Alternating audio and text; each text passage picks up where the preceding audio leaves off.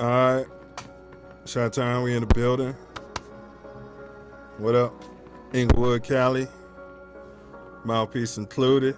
Don't forget to bring your mouthpiece. Got one lined up for you tonight. We missed last week due to a YouTube ban. But we back. Down, but never out. Silverback style. Yes, sir. Give us a quick minute to do our daily show's business. And we get it going. Chicago, bear with us. Mouthpiece included in this joint.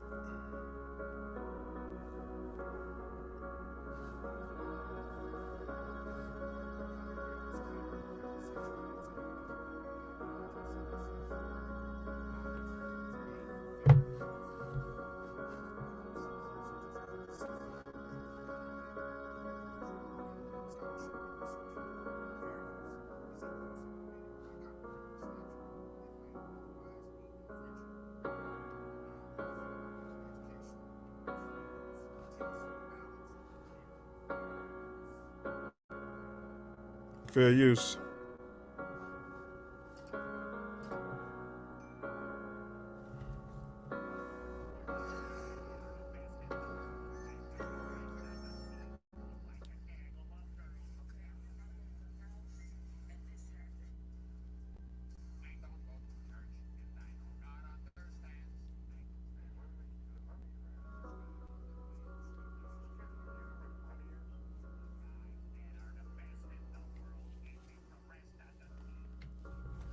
Are we getting volume here, Jim?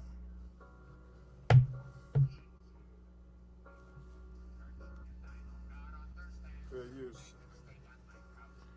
All right, Bob. I don't know if we're getting I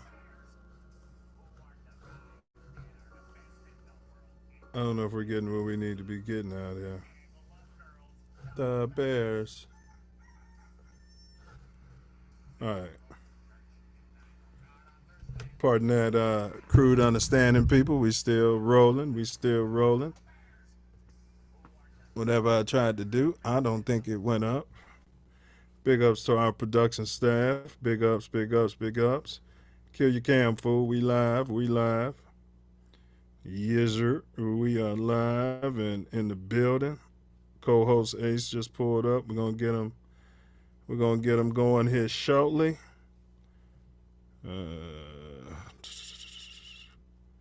All right, so we got a great one lined up, but we need Chi-Town to cue the music.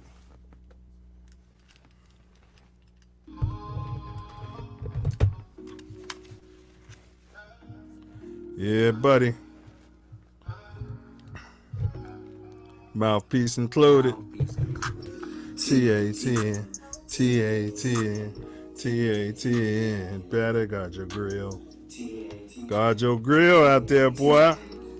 From the city of Pauls, boy. TATN. We got a big one lined up for y'all. Give you a quick breakdown. Welcome. Please like, share, subscribe. As always, it's an open panel. The link is pinned to the top of the young chat. Just click that. Trolls get hoes. All are welcome. Get your feelings hurt if you want to, but if you do pull up, don't forget to bring your mouthpiece. Yeah? Welcome aboard. So tonight's show, as always, we're gonna jump on them Chicago Bears. Bear down. Then we got some quick takes on the Bulls. Bulls. We got some Tony LaRussa. Is that his name? I don't know. But we got some, I think that's his name. Tony LaRussa. Some White Sox chatter. Looks like we're going to have a new manager in town next year. We'll get him next season. Don't know if anybody's got a booger of the week. I sure couldn't find one. I guess that's good news. We got weekly hot topics, some of them 2 weeks since we were banned last week by this platform. But our hottest topic, as y'all can see, why are certain quarterbacks given a pink pass even after high drafts and after subpar performances, but yet at the same time, other quarterbacks, quarterblacks, I should say, are always in the news cycle and their games are being, scrutinized and broken down to the very last compound. You know how it sounds. A little irrational. All right. So that's what we're talking about. Let's get that Chicago's very own Jackie Robinson's finest in the building. TATN, TATN. What up, fool? What you got, the cover? Yeah, on my grill, baby. Oh, you guarding that young grill, huh?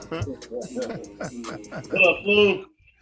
What down? What you sipping on? What's in your cup? Just a little bit of Mississippi finest. Oh, nice. Yeah, you be having some. Man, rest your ancestors, rest our ancestors. So, Uncle Joe, I ain't know you still had your pipeline since Uncle Joe made his big transition. Yeah. It comes from another state, but it's the same libations, but it comes from a different state. But that's what's up. It's just as good or pretty good. Nothing's just as good, but it definitely does the job. Absolutely.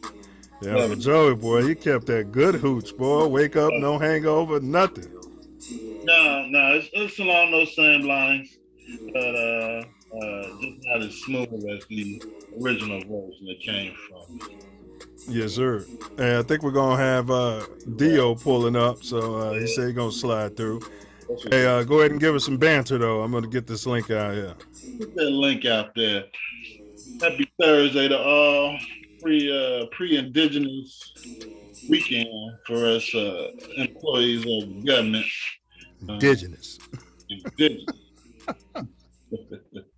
Pre-weekend of my man floating around in the water, wherever he landed with his boats, the Nina, the Pinta, and the Santa Maria. So it's been a good week. Weather's been good. The boys are playing well. We're entering into the playoffs for fall. Playoffs? You kidding me right now? Yep, fall baseball. So we're 5-1, and we get to play the team that stained our record this season. We play them on Sunday. So we get a little time for some the big payback. How y'all draw them in the first round if y'all 5-1 and they undefeated? They're not undefeated, but so we play them in the second round. We play Westside Warriors in the first round at home. Warriors come out and play. Then we get a game against Crete on Sunday. And after winning these two games, we plan to go to the semifinals next Saturday. We win the semifinals. The championship game follows the semifinals. So shout out to the boys of Jackie Robinson West fall ball. Keep fighting. They played well all fall. So we hope to keep it going. Bring home a chip for the league and move on into basketball season after that, or winter training. So everything's good, man. Everything's fantastic. Having a great season. Great season. Competition isn't what we thought it would be, but hey, what you gonna do? You got to keep on. You can only play who they put on the schedule, and that's what we're doing. So we got a. Is that a Diesel signing? Yeah, give us some banter, Diesel, and you guys share this link, man. Tweet it, Facebook it, whatever you gotta do. Yeah. Put it on out there. What's up, brother? How you feeling? What's good? What's good? Man, I'm sitting here watching this Thursday night game, man. I thought it was the Bears. They look so awful. I'm like, good God. I mean, they got the Packers fans in the building. Man, it's a game of field. I thought both teams were the Bears playing the Bears. It's a game of field goals. Yeah, we'll talk about the defense that's in the NFL on a week-by-week basis in a little while. But, there's a lot of teams out there that can't score, including Tom Brady's bunch, unless they play a bum defense like the one they played on Sunday night in Tampa Bay versus Kansas City. And there's some teams, though, they can't score. I don't care how bad the defense is, they still can't put up touchdowns. And your boy, man, he's starting to. I think he's he's really trending down. Russell. All right. We're gonna get there, man. We got a show for it, man. I guess I should send it to you. We don't just be all over the place just yapping on this show there. Hey, you gave us the floor to yap until you came I thought you was gonna give me some. So you let us yap. I thought you was I'm gonna watching the game, man. I thought, that's fine. But now you're going all into Bears talk. We got a whole segment. I didn't say Bears. I said Russell Wilson. That's who I was talking about. You talking about Russell? I thought you said my boy. Russell Wilson ain't my boy. Hey, he got the skin color you like, so I'm gonna give him to you. That's your boy. He's a Hall of Famer, fella. But that he is gonna come up though on the hottest topic when we discuss just what you're talking about right now. But I was just looking for general banner like you was doing the game tonight. Is Eli Manning a Hall of Fame? Hell no. And then they was talking that stuff about what's his name? Used to be for Detroit, and now he hit the Rams. Last year he was a Hall of Famer. This year they called him a bum. No. Jim Plunkett ain't in the Hall of Fame. He shouldn't be in the Hall of Fame. Man. I'd put Ken Snake Stabler in the Hall of Fame before I put him in there. I put him and Jim Plunkett before I put Stafford. Man, I can go down the line with other ones, but last year he was all that brand new toy to act like he was a rookie. Well, this is the participation trophy era, so you don't have to do much for them to consider you a Hall of Famer. And I had grown black men. You was there at Coach's house, preaching him as a Hall of Famer. He's, you know what I mean? But hey, it is what it is. Do you think Odell Beckham is a Hall of Famer? No. I'd really honestly have to look at his stats. He made a lot of flash plays and stuff. Man, it shouldn't take you that long. No. Not only no, with conviction, no. See, if I got on the second hand, if I got to say that, then the obvious answer is probably no. A Hall of Famer when you smell it. You shouldn't have to look at his stats. You know what I'm saying? How can he be a Hall of Famer? He plays like half of a season when he does play. He's always hurt. I mean, think about it. Like the last 5 years, that dude's been hurt. He missed probably 2 full seasons from being hurt. Well, we always say your best abilities. If that's the case, Brandon Roy should be a Hall of Famer. Portland Trailblazers. All right, but NBA is different, but but you still got to play. But let's jump on it, man. We got 2 Sox fans in the building. The Sox have been eliminated. Yeah. Word is LaRussa is about to announce his retirement. He did. Then also, so I want y'all to touch on that, and then maybe decide who you got in mind. Any hot names out there for manager? I'll go ahead and start with Diesel, and I don't know much about the Sox. I'm a Cubby over here, Southside Cubby. As far as the managers who they could pick up, you need somebody who, and I'm not really sure who at this moment. It can't be Ozzie. He had his chance. It's not that he had his chance with the guys, but he burned too many bridges when he was the manager and when he was let go. And he did it way too bad. His sons went in. well, his son really was upstaged them too. So you throw, to me, there's no way that they get Ozzie back unless they just can't get nobody else. But you need somebody who can really teach these younger dudes how they should be playing. I mean, I think, we done talked about it throughout the course of the season. The strength and conditioning coach, because they get injured on too many non-regular plays. Their base running is horrible. I guess Harold Baines, I used to like it when Harold Baines was at like first, and I forget who the other coach was on third. I liked Harold Baines. I always thought he was on the booger sugar. Now this is just me talking. I never had any reason to, and I never had any evidence. But he always came up to me like he was on the booger sugar. But I think we're gonna have one of the guys pull up. But y'all go ahead, Diesel. My bad. The guy who said Stafford is a Hall of Famer. I guess he's heard enough. But go ahead, bro. But yeah, those coaches, first base and third base, they really matter. It really matters, especially if you got base runners who look clueless when they run it, so they can get rid of both of those dudes they got coaching those bases. The pitching coach, I'm not going to say the pitching coach was, I'm not sure who he was, but he did a okay job. The bullpen is where I think,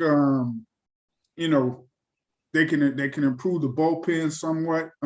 The starters, you think about it, Cueto, what he did at his age was, if they were hitting anything like they supposed to, we'd be in the playoffs with how he pitched. Playoffs? Are you kidding me? Playoffs?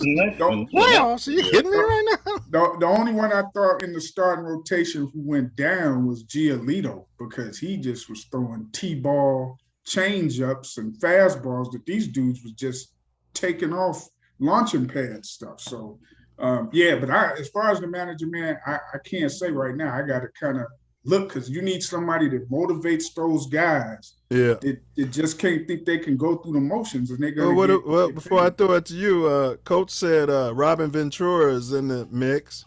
And what about Ozzie Guillen? But I'm going to throw it to you, Ace. Well, I mean, it was time for them to go. They did the press conference. It wasn't even live. They did a tape delayed press conference with this guy retiring.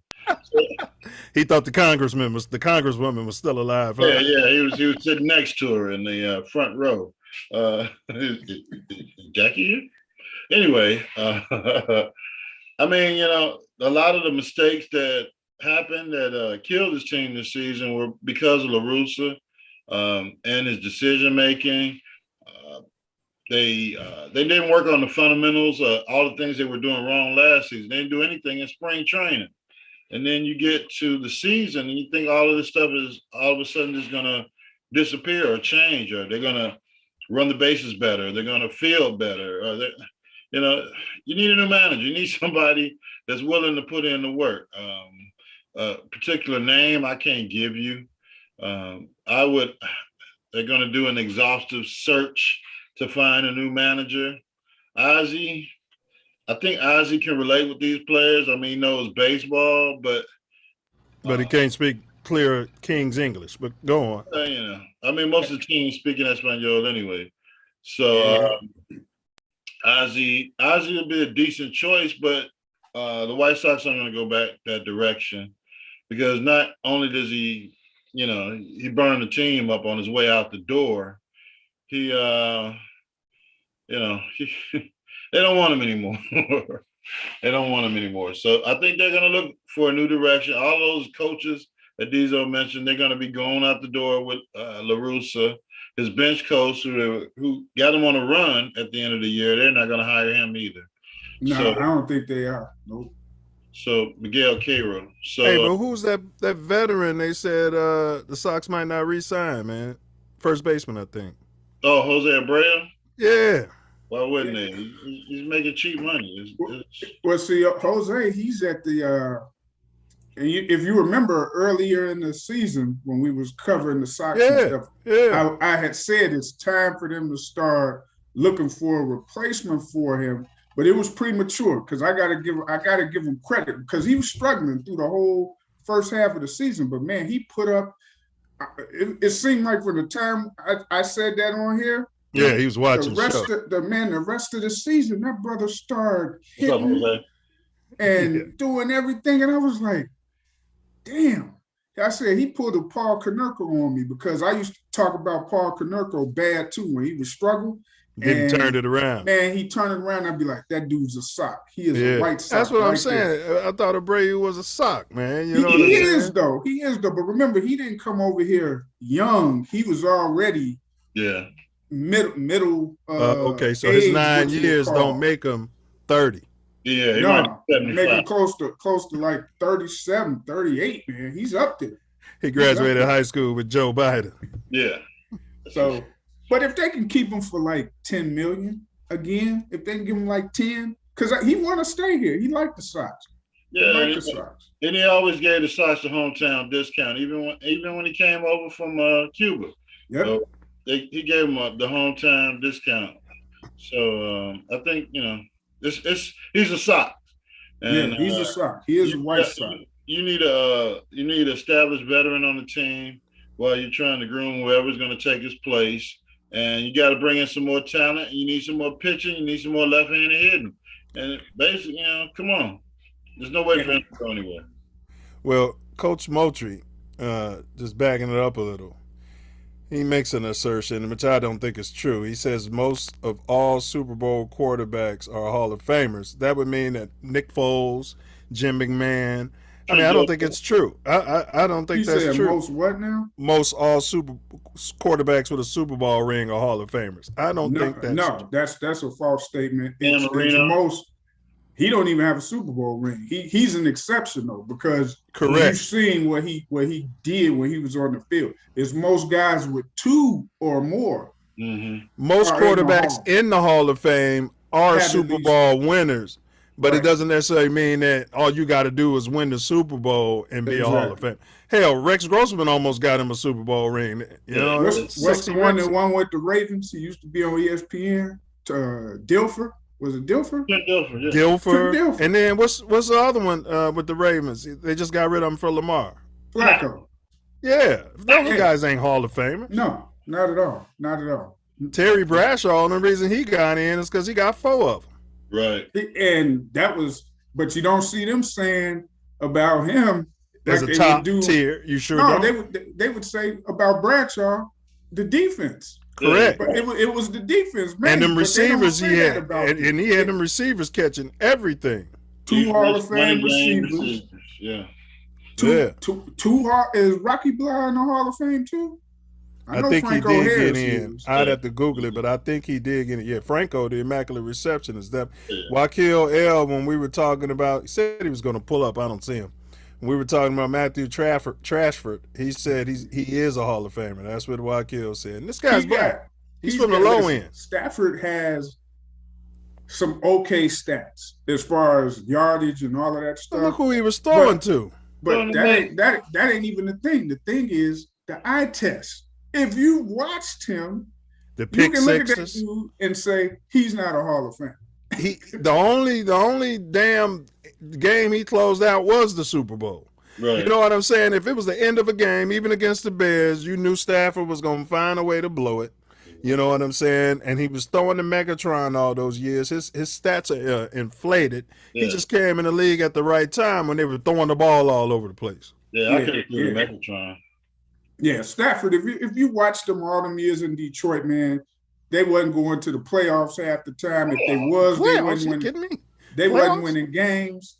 He's not a Hall of Famer, not in my book. Now, if he won another Super Bowl, then you got to throw him in. You probably have to put him in there because of the stats that he already has. Even that Super Bowl he won, he wasn't MVP. I mean, you got to take all that into account.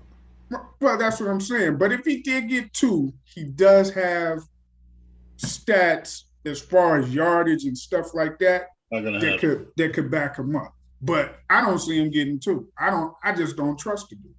Yeah, you can see that last weekend with the bonehead interception and fumble that he had to lose the game.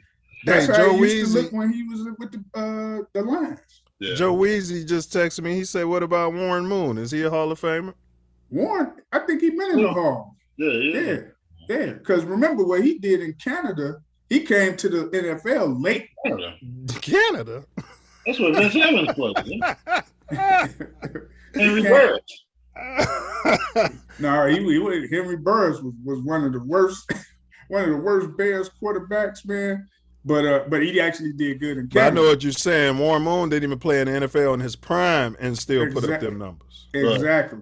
If he played in his prime, he probably had 2 or 3 Super Bowls. Agreed. He was a beast. All right. So we cleared the chat. We cleared the socks. The next topic is how about them Bulls? Levine was in the press conference, sitting there fat with all the money he got. He said that he expects nothing less than a championship this season. Is Zach LaVine delusional? I'll start this one with Ace, and then I'll throw that at Diesel. Damn it, if you gave me $200 million, I'd say we're going to celebrate the championship on the freaking moon. Hell yeah, we're going to the ship. Delusional. What percentage, and then I'll throw it to Diesel, which percentage, even if Ball came back in 30 days, totally healthy, playing the best ball of his career, what percentage of shot do you get them in winning a chip this year? Ball came back. I would still give them maybe some Vegas odds, like 52. No, that's too kind of high. 38% chance of winning the chip. They don't have a team, and I don't think that guy can get them through to the championship. I don't think he's a championship consigliere that they got a coach there. So they got to go through their growing pains in the playoffs, but you just can't show up one year after getting bounced in the first round and make it. Talking about you getting the championship, and somebody gave you $200 million because they was out of their damn mind. So I figure maybe second round of the playoffs if completely healthy, but 1 in 100%. They're going. It's the Bulls in '98, and you was 100%. They're gonna win it. These Bulls, what percentage? 0 is the lowest. 100 is the highest. That they're gonna win the championship? Yes, the chip. I can never give them a 0 because they're gonna compete and play the games. I'll give them a 5. All right, Diesel, I'm gonna throw it at you. Is Levine delusional? Pills, absolutely pills. He's often pills in the off season. Their style of play. He got addicted to the back pain pills. Go ahead, bro. Yeah, their style of play is not gonna win you. If they made it into the second round, that'd be a great season for them, for the way that they play, because they still got the same coaching staff and stuff. Defense was god awful. They could score, but when they play teams who got decent defense, they don't stay consistent as far as scoring. As far as if you had Vegas odds for the Bulls to win the championship, man, them odds would be like 50,000 to 1, something like that. That's so on a percentage basis, you're giving them less than the 5% chance. Oh yeah, absolutely. They get like 1%. Well, 1%. Joey White gave him a 30% chance, and I'd put it. No. Yeah, that's a little. That's a bit rich for me too. You say 30%, you own them pills too. You can't do that. No. That's Wheezy. That's Wheezy. Think about the team. Think of how they play. Have they got better since last year?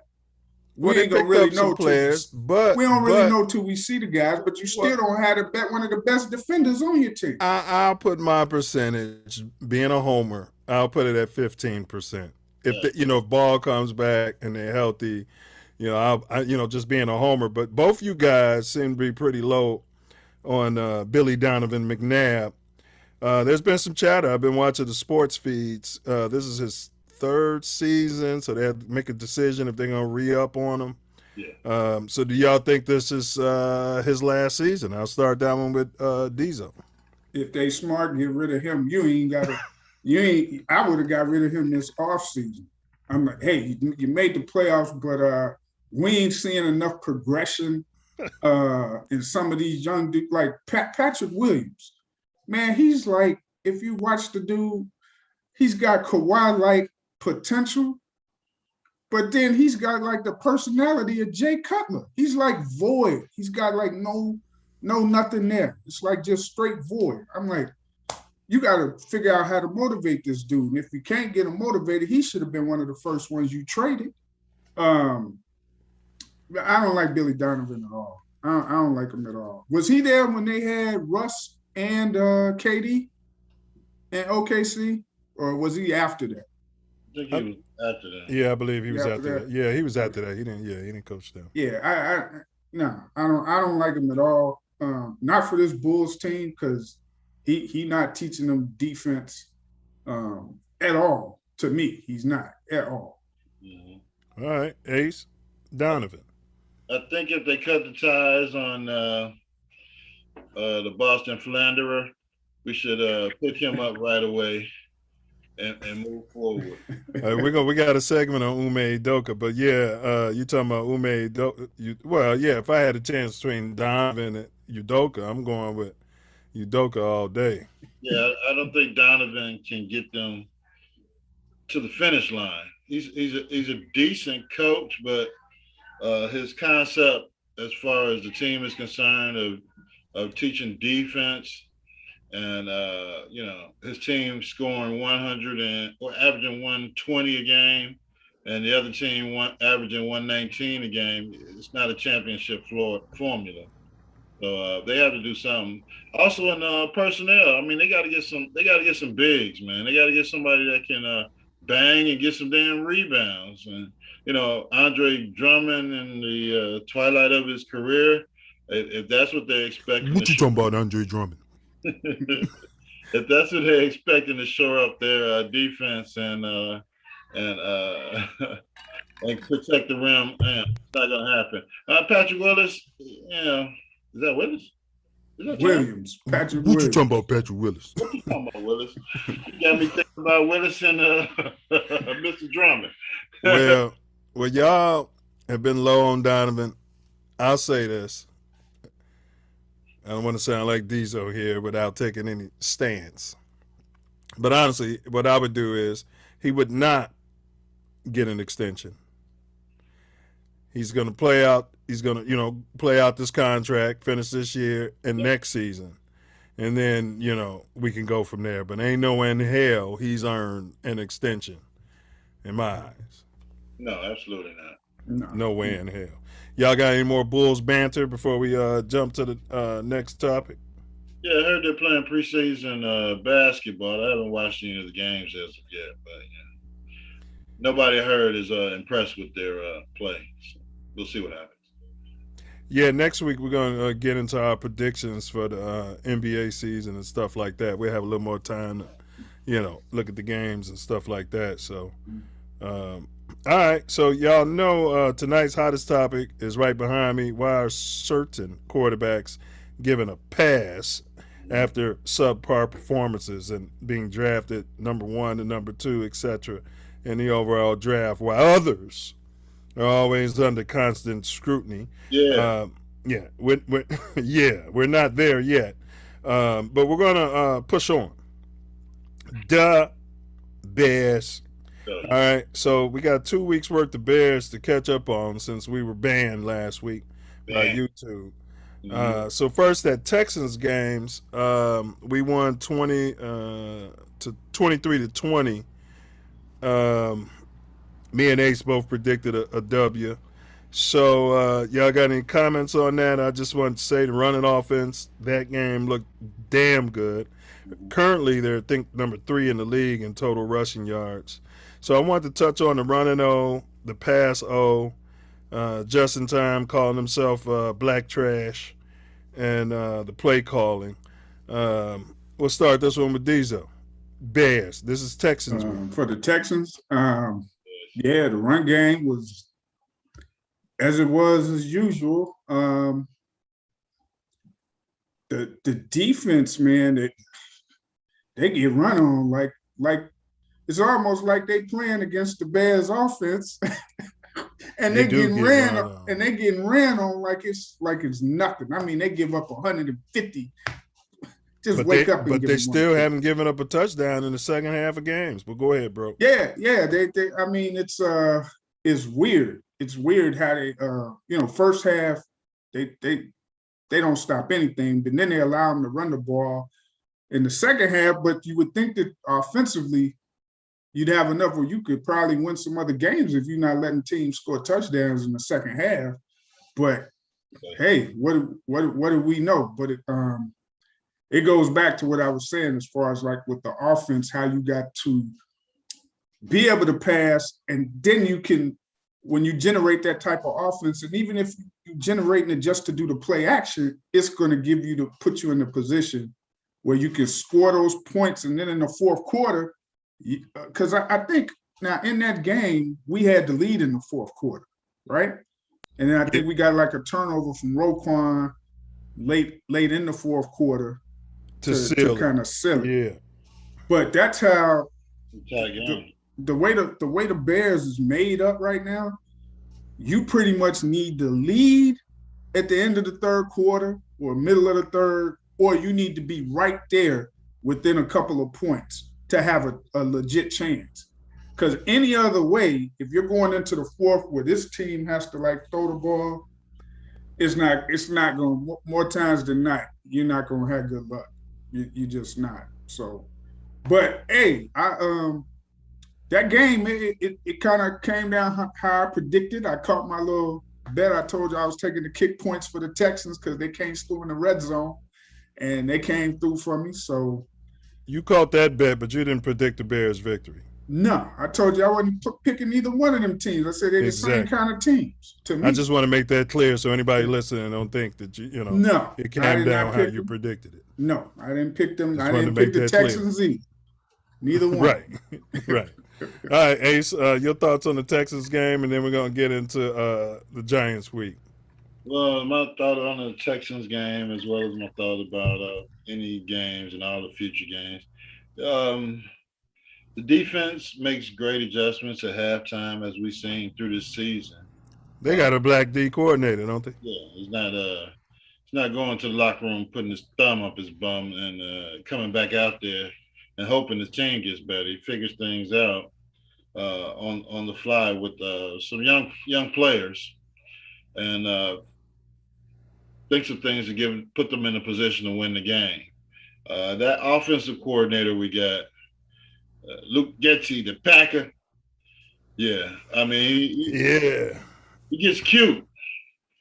He runs some plays that are working, like running and ramming the ball down the throat that can set up the play action, set up these screens, and then he wants to get cute out there. And I hate to say it so early. I think he might be in over his head, but go ahead, bro. Go ahead. That's a sentiment I might have had. He's never called plays in the NFL. So he's been a quarterback's coach and he was a quarterback whisperer for Aaron Rodgers, who probably wasn't listening to a damn thing he said. A damn thing he was saying. So hey, the Bears are going this direction. Apparently he has some kind of insight to football because the running game is doing fantastic. But it was doing fantastic last season. They just wasn't calling the plays. But go on. Yeah, he's got to do more off of the running game. I don't give a damn if you screen 20 times a game and play action the other 10 times. But, drop back passes for the Bears, they can't protect the quarterback. Another thing, all you guys talking about he should pass more. Every time he passes more, it increases the sack numbers.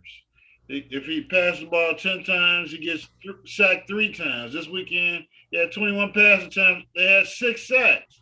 So if he goes to 40 pass attempts, it's going to be 10 damn sacks. They can't protect him. All right. Before we debate that, and we will have room for that at the end of the Bears segment because we'll get there. I want to touch on the Giants results. So right now, the Bears are undefeated at home. Seems like a young team with holes in its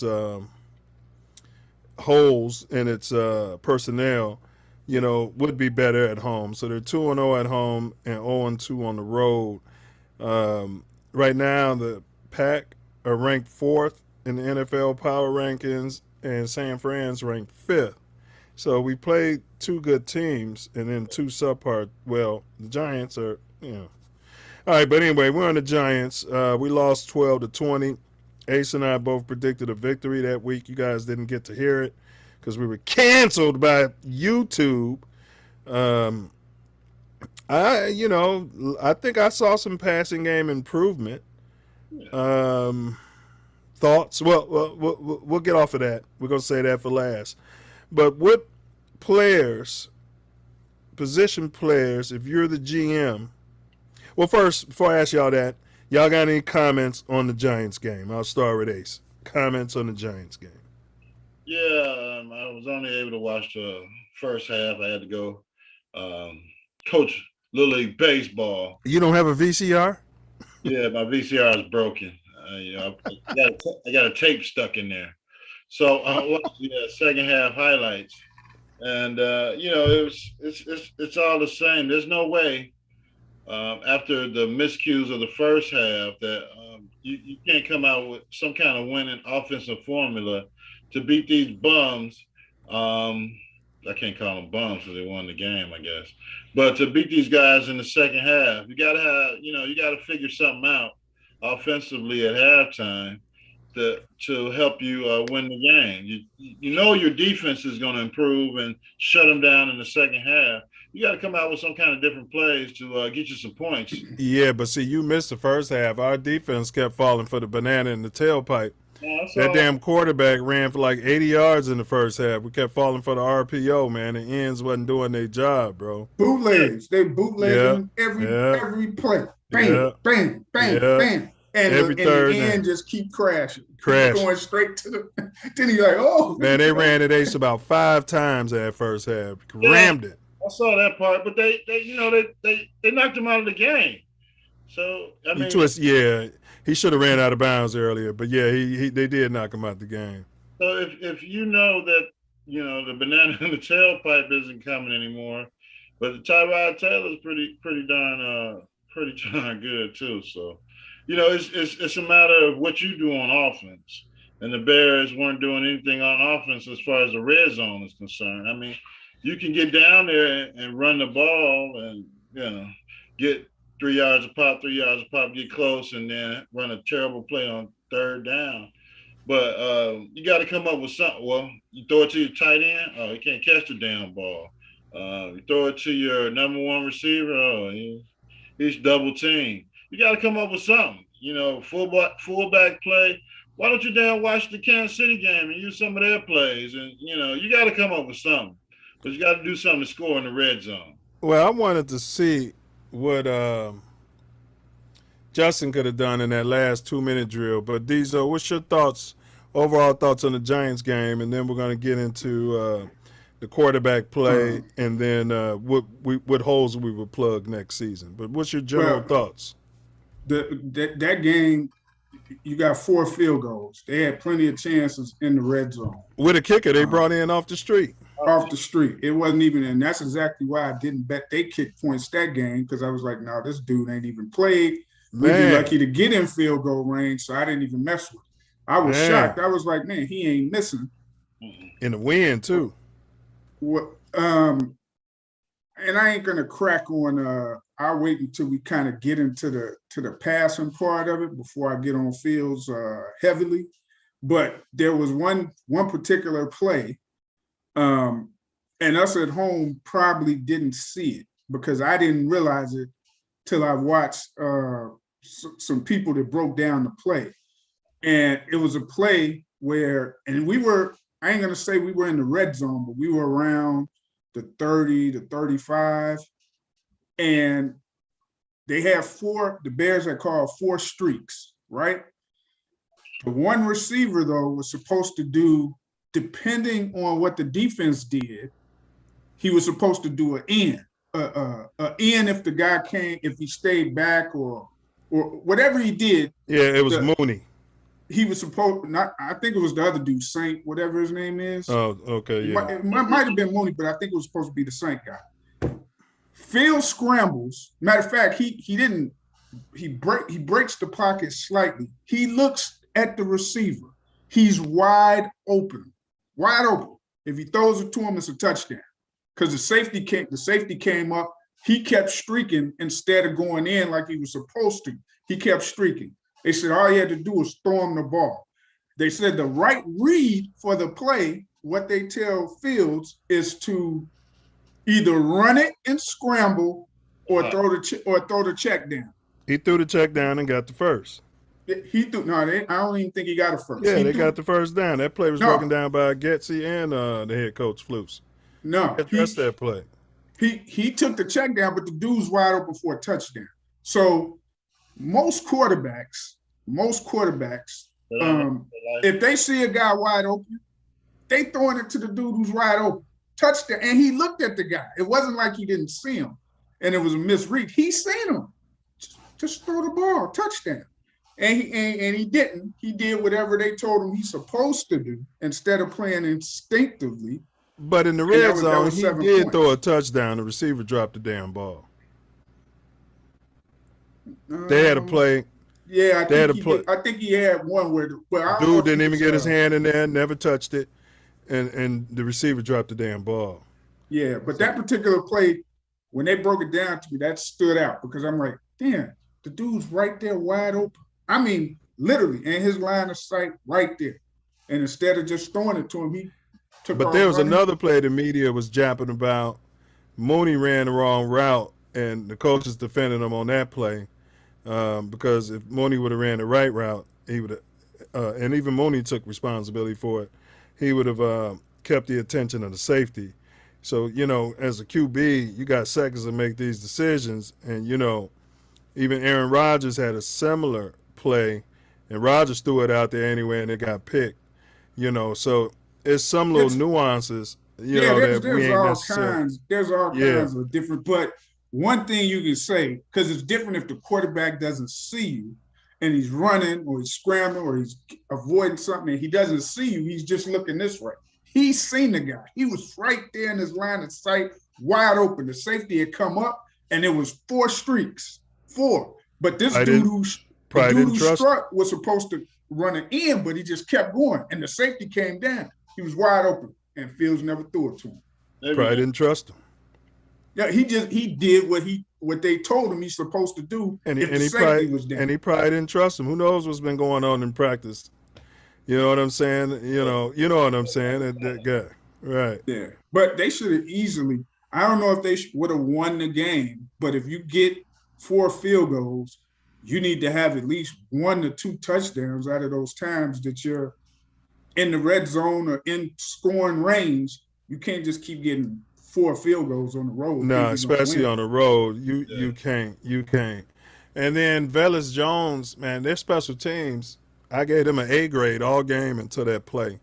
I mean, they was on point, man. And him dropping that ball, that would have been great for Fields' development just to be in that 2-minute drill. You could see what he could do in those out. I just wanted to see that, man. And this dude muffs the punt. I'm like, man. I'm not down on him. Shit happens. But we needed that for Fields' development, man. It would have been a perfect situation to go down there and see if we can, get 6. You know what I'm saying? That's how young teams lose games or, they can't pull it out in the end because, they make mistakes and don't give themselves a chance to win. Even down the fumble Fields had in the first half in the red zone, I believe I'm thinking about the right game. Yeah. Even the fumble, there was a guy running across his face that was wide open. But hey, you don't have the ball, you can't throw the ball. So he told me he just went. Yeah. And he didn't even get hit. I watched that play. He did not get hit. He went back and just lost the ball. Yeah. Before he got hit. No, he got hit after. If you watch that play, he lost the ball before he got hit because I thought he got hit in the right arm or his hand when he came forward. He didn't touch him. He missed him. And he just whooped the ball. I'm going to have to watch that. I didn't see that, man. Watch it. I'm telling you. He whooped the ball. He missed it. So who do y'all what would y'all do if y'all the GM? Who are you trying to bring in next season? Your position wise. I definitely got to do something with that O line. You got to. Specifically though, you getting a tackle, a center? What you doing? I'm going. We got a center. Right here is good. He's not like a Pro Bowl level center, but he's like right below those Pro Bowl level centers. He's probably the only one on the line that's a fixture right now. Yeah, I'm going tackle. All right. They can plug in those guards. I agree. So we need a tackle. And I'm having tryouts every week at tight end. Well, you got $100 million. Well, you got to pay some of that money to Mooney. You ain't got to pay Mooney. You ain't got to pay Mooney. Nut. You put that food on hit the bricks, buddy. You're gonna be either a third stringer or a fourth string receiver. We not paying. No, I don't mean Mooney. My fault. Montgomery. That's who's contract. Oh no. You got to pay David a little. Yeah, my fault. I'm like, man, he's low on Montgomery. I'm sitting there like, wait a minute. No, David is a workhorse. Both of them running backs. I would pay him. Who's that? I said I like Montgomery, and the dude behind him, Urban. Yeah. And the dude they drafted this year, who backs up Urban, the third string. Ebner, yeah. Yeah, they're all the running backs are decent. We don't have to worry about running. But so we don't need it. So we looking at, and I wouldn't use no draft capital on the tight end, man, because we've been doing that. But I mean, and I don't see that as a red flag. It would be nice. You need to help Fields any way possible. All right, but let's just talk about it, whether it's draft or whether it's that money you're spending. We know we need a left tackle. We can agree on that. Mm-hmm. We need a number one receiver. Yeah. Mm-hmm. Yeah. You can upgrade the offensive line anywhere you can with that money you got. The offensive line. Well, you need a number one. I need a defensive end. So the offensive line, whether it's a tackle or a guard, you can draft one of those probably in the second round. You don't even have to use. Or you can get a free agent. Or you can get a free agent. Well, my point is, whichever one you take in the draft, if it's a guard or a tackle, you take the other one, you can pick one up in free agent and build around that one. So receivers, man, it depends on where they drafting it, man, because again, I keep telling you guys, there's some beast quarterbacks. I just got to see which quarterbacks are eligible to come out. They're all in college. No, they're not. No, they're not. They ain't all beasts in college. They don't project to do good in the NFL. But there's some that I've seen that I've been watching that look like they gonna be decent. But let's just say for the sake of this argument that we keeping Fields. We rolling with Fields, right? Yeah. So then it would be a receiver. Number one receiver, whether it's draft capital or, because you. So I think, first of all, we need to trade down in this year's draft. If we're not going after a quarterback. Yeah. And since everybody thirsty for all these quarterbacks you're talking about, then I would trade down, make up for some of this shit Ryan, whatever his name is. Pace, yeah. I would trade down, give me some more draft capital. I'm looking at a tackle, a left tackle. I'm looking at a stalwart at left tackle. I'm looking at a number one wide receiver, move Mooney to the 2. I'm looking at a defensive end because we need to get some pressure on the net. You got to replace losing who we just traded. Yeah, because, everybody was counting on this dude who broke that record. The only reason he was getting that is because Mac and these guys was on the other side. Well, Mac missed half of the season. He did that without Mac. It was them other dudes who replaced Mac that was balling. If you remember, they was sacking. But when Mac was gone, you thought he was still playing because they was bringing. What happened to them? I mean, they haven't been really doing too much. But I don't think the defensive line is the problem. They not getting to the quarterback, man. That's a problem. They running up and down our throats. I know you keep saying it's only a linebacker thing. That's a problem. The linebackers are to fill the gaps left by the defensive linemen, but the defensive linemen got Yeah, to be but you making plays. gotta, if you're doing the right scheme and you blitzing occasionally with your backers or a corner, you don't hardly ever see these dudes blitzing. When do you see them blitzing? Never. You don't see no. Well, they like to bring Eddie Jackson up there damn near every play, but that's about it. Eddie Jackson be up there trying to stuff the gaps to cover up his deficiency for tackling in the secondary. He ain't slick. He ain't slick. They need that 3 technique defensive tackle to help stop the run. That'll help free up the damn linebackers. So you'd go with a tackle before you go with the end ace? No, man. A tackle you can get in free agency. Yeah. Yeah, you can get a good tackle in free agency. Yeah, we need some veterans up there, man. Yep, who can run gap stopper, like you said. Yeah. And I need somebody on the end, bro. That's the quarterback equalizer. You know, I need somebody. I mean, I never counted on Jimmy the Cricket, the dude who broke Dent's record last year. Well, I mean, it's NFL. You got to be rotating defensive ends. From that second string to the, moving them out throughout the game, keeping them fresh, and they don't have that kind of depth now, so they got to get some more depth at defensive end. So they got to look like what the San Francisco. They can get an end in the draft. Just don't go too high with the pick, but they can pick up an end. Yeah, that ain't a problem. Look at some of these HBCUs and pick up the player of the year, defensive player of the year, and put them out there. Or there's players available. They just gotta get some more speed on defense. We'll see what happens with Roquan. It's gonna be real interesting to see where we finish in the league in tackles. Go ahead, Diesel. If you see where we finish, however we finish this season, and I'm pretty sure we're gonna finish in the bottom 10. So we're going to have a pick 1 through 10, right? Now, depending on who else is in those bottom 10 is going to determine how it's going to play out as far as the draft. Now, it's three QBs right now that they say are top 10 picks. The one from Ohio State, the one from Alabama, and the one from Kentucky. Now, all 3 of them black QBs. And I know for a fact those guys are coming out. The other ones, I'm not sure. There's a whole bunch more, but I don't know what year they are. They might be freshmen or sophomores. So you project those guys to be better than Justin Fields just because they're in college? No. I'm not saying that. I'm saying I've watched several different college QBs. I ain't talking about primarily those dudes I just named. You've watched them, and you project them to be better for the Bears next season than Justin Fields. I project them to be in the NFL better than Fields, yes. Now next season, but they may not be able to come out because you know how the college is. You got to do 3 years. I'm watching dudes who are freshmen and sophomores. Right? No. We talking about fixing the team for next season. Right, but if you listen to what I said for the sake of this argument, we're going to assume that the Bears are keeping Fields next year as their QB.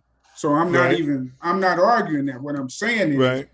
Those 3 QBs that they're saying are top 10 picks, right? So if the Bears have one of those picks, they could trade it down. You see what I'm saying? I said that 8 minutes ago. That's what I'm saying for the sake of this argument. I'm basing it on if the Bears are keeping Fields. The Bears could trade down, right? Right. So ahead. They could trade down. And if they trade down, you're talking about getting probably 2 first-round picks. Because that's what happens when you got a pick in the top 5. And you trade down, and somebody thinks that's their man. Exactly the same way we thought Trubisky was, and we traded capital for him. Yeah, and we traded capital for Fields. Yeah, and we traded for what was the dude from West Virginia? Did we trade for him too? The receiver who was a bust. Kevin White. Yeah. No, we didn't trade for him, but that was one of them picks we had from somebody, and we just threw it away. Yeah, that was terrible. That was a high pick. He was a super bust. Second. Yeah, 12. He was the 12th pick in the draft, I think higher, but nobody wanted him that high because he had a history of that bum knee. He was coming off of that knee, and the Bears went and took a big chance on him instead of waiting to the 3rd, 4th round. Yeah, he looked good in a suit. His muscles were busting out of the suit. Yeah. Got the, All right. So yeah, man, I think next season. So I'm looking at Fields, man, and I'm gonna get into that. So how everybody was getting on Jalen Hurts, you see now that Hurts actually has a team around him, offensive and line he's had some years in the league. He's playing MVP football. veteran You defense. know, yes, he's got people blocking for him. He's got talent all around him. I'm not saying Fields is a Dan Marino or, um, you know, one of these type quarterbacks. I'm saying you can't truly evaluate this man if he don't. Nobody's open. Now, I know you said there's times when people are open and he's missing. I get that. I get that. But I'm talking about majority of the plays on third and whatever, when they're saying, why is he holding the ball? He's waiting for people to get open. And he ain't the type to have that accuracy like Aaron Rodgers where he's going to throw it on the laser right there anyway. That takes some time to develop for most quarterbacks. You know what I'm saying? But they got to get some separation. And also, I would get another tight end, Ace, if we got more draft capital and somebody comes available. They need to have all hands on deck. Joe White said we need to blitz more, and he said we need to pass rusher. I agree with both of those. But we need more help for Justin Fields on the football field before I can truly evaluate this man's game. I mean, Yeah, you go ahead, Ace. I go after you. I would be bringing tight ends in every week now. They don't need to waste another pick on a damn tight end. But he's white. Come on, you gotta give him a pass. And pass my ass. I'd have a tight end tryout at the car wash, Chicago. I'll be bringing. What does it take to be? They can find any ex-basketball player that used to play football and bring them in every week to try out for tight end, put them on the practice squad, and see what the hell we can do next year with them. Or even this year, this guy's going to get hurt eventually, and put him in a damn game. But they got to do something at tight end. That's the quarterback's best friend, the tight end. That's for damn sure. Yeah, if you can't throw it to the tight end, your offense isn't going to work. And this guy getting two catches a damn, that's like Brian Bashnagel coming back to the damn Bears. So come on, man. Well, back what you were saying, and then we'll throw it to Diesel. Right now it went down from 54% to being hurried on 49% of his passes, which still leads the league by a lot. You were talking about that, and then we're going to throw it to Diesel as far as Fields' evaluation. I mean, that's the increase of his pass attempts was the reason for the drop in percentage of him being harassed. Every time he increases his pass attempts, the sacks increase. They had a decent amount of time on some plays this week. Yeah, I saw progression, man. He hit some deep ball, and he's got a good deep ball, man. Go ahead. But he's got to have more targets, and they got to run more screens, and he's got to have more slant plays or plays where somebody can go cross his face and catch the damn football right in front of him. Well, he did overthrow his check down in that first half. He missed that bad, but go ahead. Yeah, pro quarterback shouldn't be missing those, but go ahead, bro. Yeah, it's not going to be a tight end. It's got to be those receivers running slants. I mean, every team in the league runs a damn 5 or 6 yard slant. Yeah, especially I don't see slants. Run the ball every time. And that was a blitz happy team we played against. They didn't have enough screen packages and draw plays, man. Yeah, they could have followed the Dallas Cowboys game plan from the week before and beat the hell out of the Giants, especially after they knocked Jones out of the game. But yeah, I mean, I saw those bootlegs. That's just mental errors on your defensive line, or if the guy runs the bootleg, the play fake, somebody's crashing, somebody's got to replace him on the end. That's but we was all jacked up for Saquon. That's what it was. Yeah, well, you weren't going to stop him anyway. So, if you've seen this guy is running these damn plays, you got to have somebody replace the end that's crashing, or somebody. It's a gap defense, so you got to stay in your gap. And the gap's got to be filled. And if you give up your gap, that's what's going to happen. The damn quarterback's going to do the parlay, the moonwalk into the damn end zone for a free 6 points. And Diesel, before I throw it to you, because I do want to hear your take on Justin Fields. You know, when I watch Chicago media and I listen to those interviews, man, I swear to God, those reporters, Justin Fields needs to learn how to say no comment, next question, bitch. Because they're harder on Fields than the national media evaluation of him. You know, it's like they expect this guy to come in. You know, even Peyton Manning wasn't, well, you know, he was awful. But they were 1-15. You know, his first season, yeah. he led the league. I think his record still stands today for interceptions for a rookie. Yes, and Troy Aikman, and you know what I'm saying. But that being said, Diesel, I'm gonna throw it to you, man, because there is, you know, we're gonna have Diesel talk, and then I want us to break down what's good about Justin Fields. Go ahead, Diesel. All right, so my take on Fields is so I wouldn't care if he broke the interception record. I wouldn't care if he did that this season, but you have to see progress, real progress being made from that position by him. And how much time do you need to throw a pass? Because too many times the line gets blamed for the quarterback's deficiency to release the ball. And yeah, sometimes the receivers aren't open. A lot of times they are open, and he's just frozen with the ball for whatever reason. Whatever the reason might be, he wants to go and try to run because he's not trusting himself to make those passes. He doesn't trust himself to throw slants. I don't think he trusts in the line to hold those blocks. Yeah. But when he's getting the time, so it's a mental thing. Then he's like, oh well. But that's why I say, how much time do you need? You don't get 10 It's seconds. human nature, though. You gotta understand, when you get hit, that ain't a video game, man. You get hit. When Tom Brady is getting pressure, his numbers go down. Any quarterback, your numbers would go down. But when you got time, you got to make the play, or at least be putting the ball there. So if they keep dropping it, we can say it's them receivers' fault. It's this person's fault. It's that person. Agreed. But that's going to come with some time in that system. But go ahead. I agree. Right now, he's last in completions, attempts, QB rating, interception percentage, and he's tied for the lowest passing touchdowns in the league right now to this day. And he's averaging 97 passing yards a game. And we're worst in first downs by pass.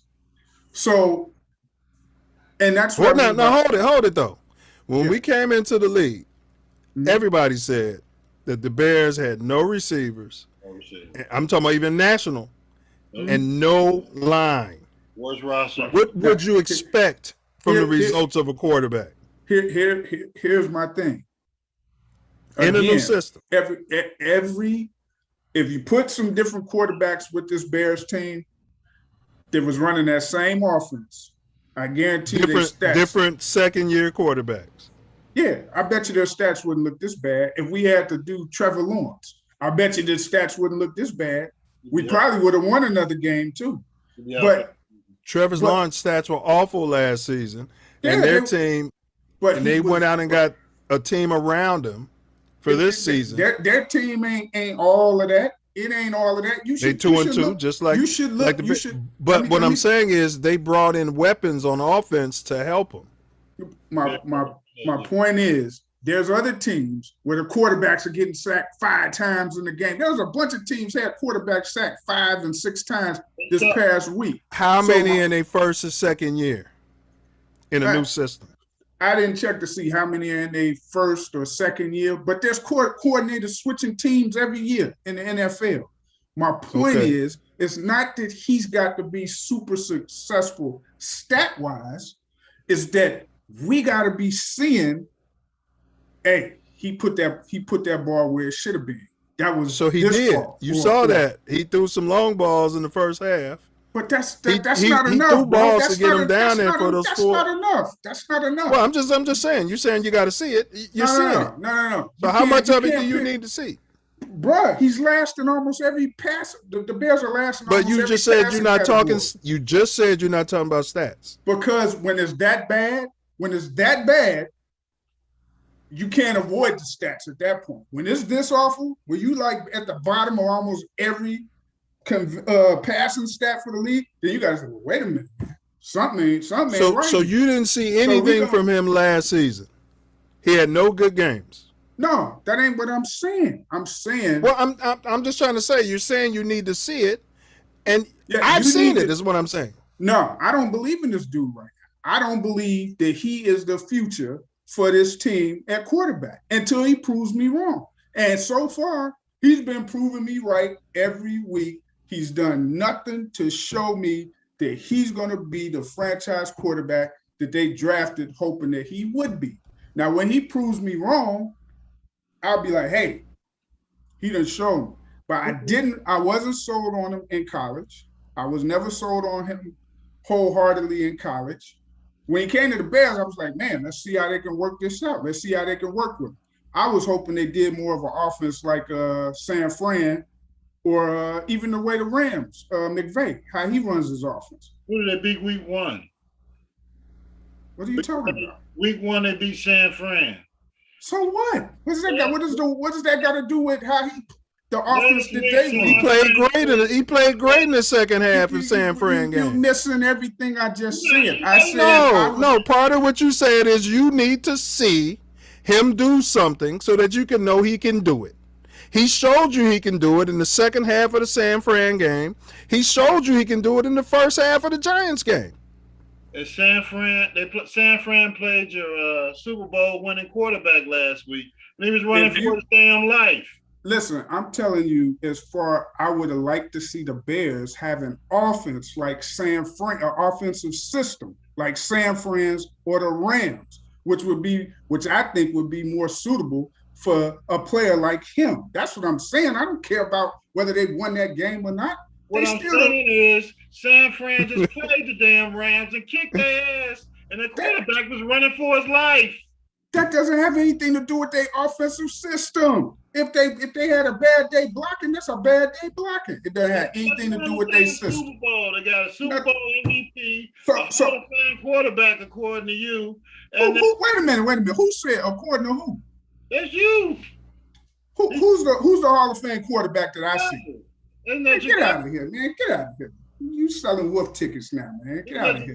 Ain't nobody said nothing about no damn Stafford. Stop lying, man. Okay. He capping. Hey, he capping. He capping, man. Beat them, and then they played the Rams. What does that have to do with me saying I like their offensive scheme for Fields?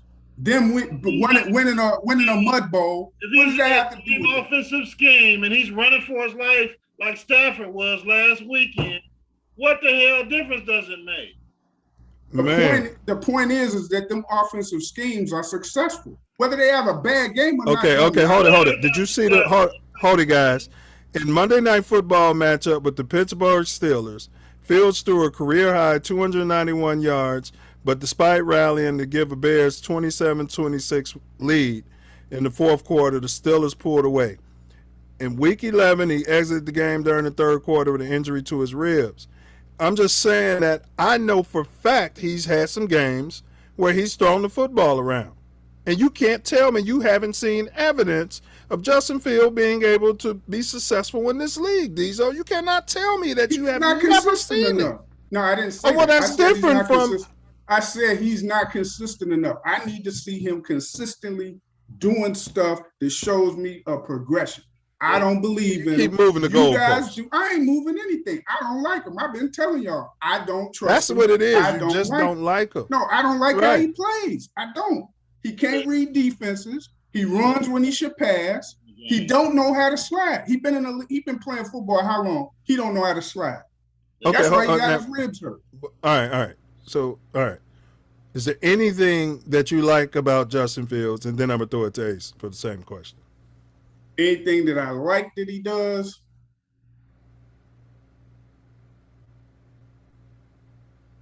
you know what? I think his void personality, if anything, that'll help him through this time that he's trying to get through.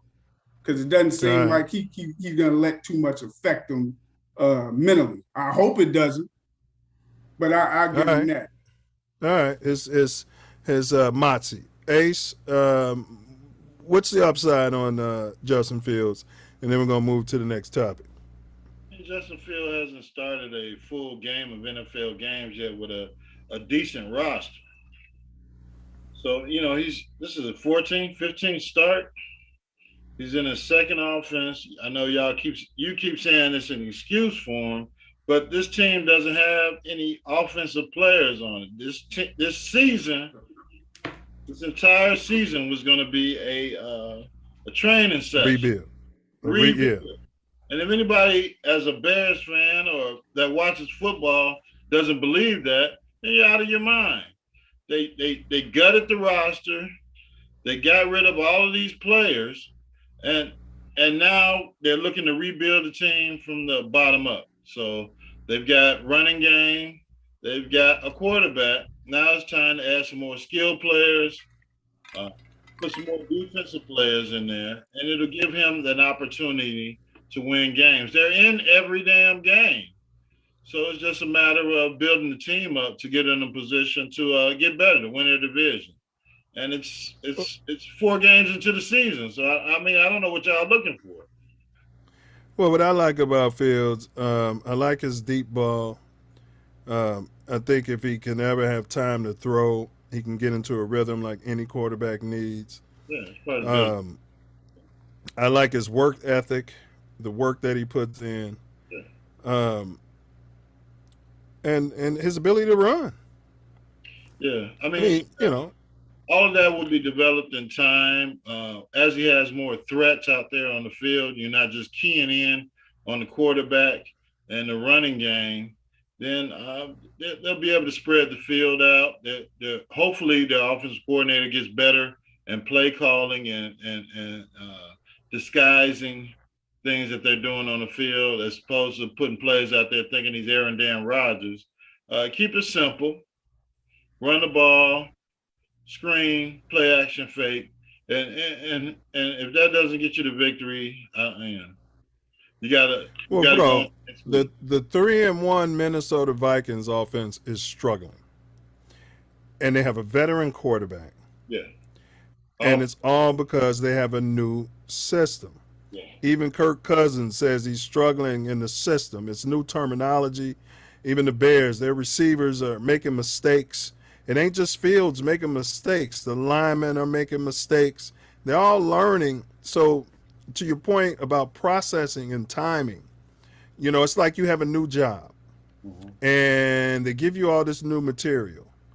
And the more you do it, the faster you become, the more efficient you become. But if you take a whole team, a whole department at any job, and you say, we're going to change the way we're doing everything, there's going to be some growing pains. There's going to be some flashes, but it's going to take some time. So for my research, typically in a new NFL system, it takes up to 8 weeks before those guys, because they don't practice, they practice for an hour and a half, they exercising during that time. It takes those guys about 8 weeks before that system becomes second nature. So last season, he was the backup. He wasn't even getting the reps for a long period of time. By the time things started getting comfortable to him, you saw flashes in the Pittsburgh game, he got hurt.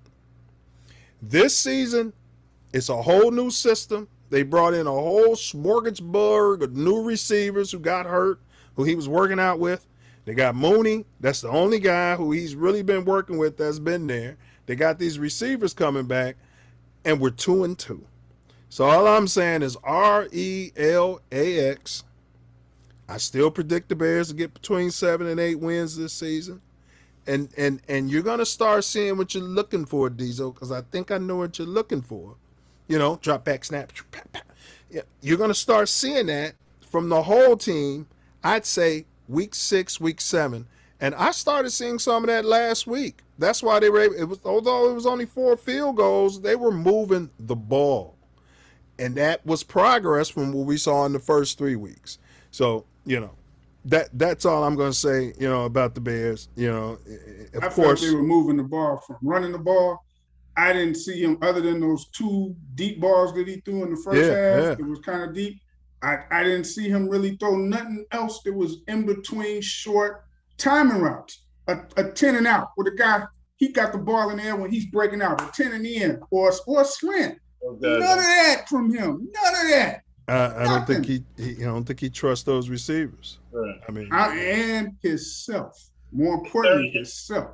You It's got to Thursday trust night yourself. football. And like I said, I won't get mad if he's throwing a pick.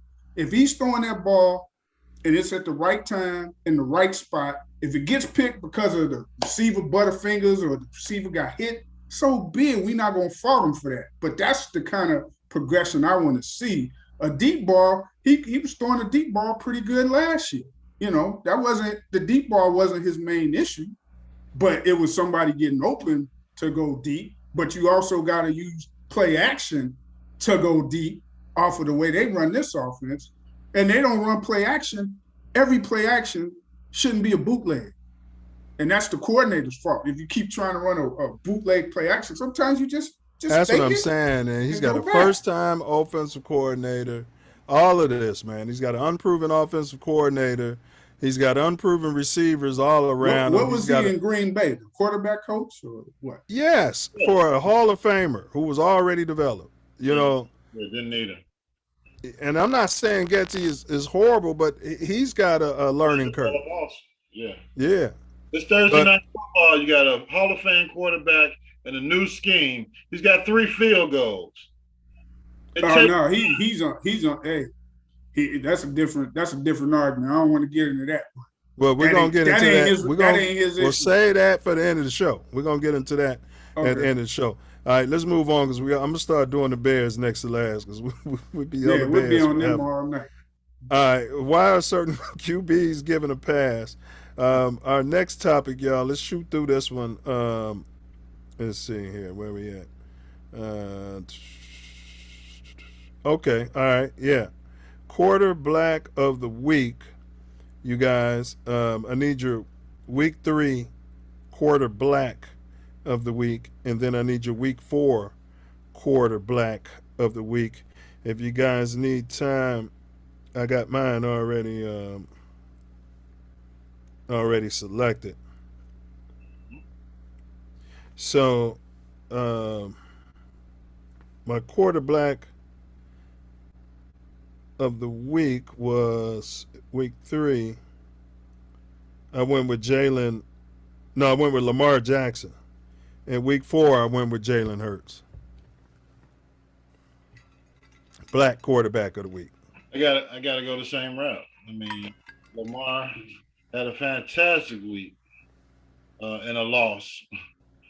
So and then Jalen Hurts followed up the following week, falling behind, coming back with his great offensive line and defense, and winning the game. But they got to get that defense fixed in Baltimore. That's weird even hearing that because they traditionally play that day. Week 3, I can't really remember who I like from week 3. Week 4, Mahomes. He man, he put it on the best defense in the league to me. If not, they 1 or 2. Yeah. 1 or 2. They up there with San Fran and as far as best D's, it's another D I can't think of. He went up and down the field on Dallas them too. Like it was nothing. Dip, dip, dip, dip, dip. Yeah, and some of them plays he was making just flicks. Yeah, you know what? Yeah, I think I am. I'm going to go with Mahomes week 4 and Jalen week 3. No, Lamar week 3. Yeah, I'm sticking with Lamar for week 3. I'm sticking with Jalen. He's leading. He's undefeated. He's leading his team like you want your quarterback to lead a team with a good defense, great running game, great offensive line. Hey, I've loved him at Alabama. I was mad when their head coach put Tua ahead of him after injury, and all the white prognosticators thought they would have done the same. I'm like, man, that's just bad for business. Yeah. Look at Tua. He's balling out. Both of them balling out, but Tua could have waited his turn if I'm the coach. You know what I'm saying? Because Jalen's, his work ethic, his leadership, he's like Tim Tebow with talent. Yeah.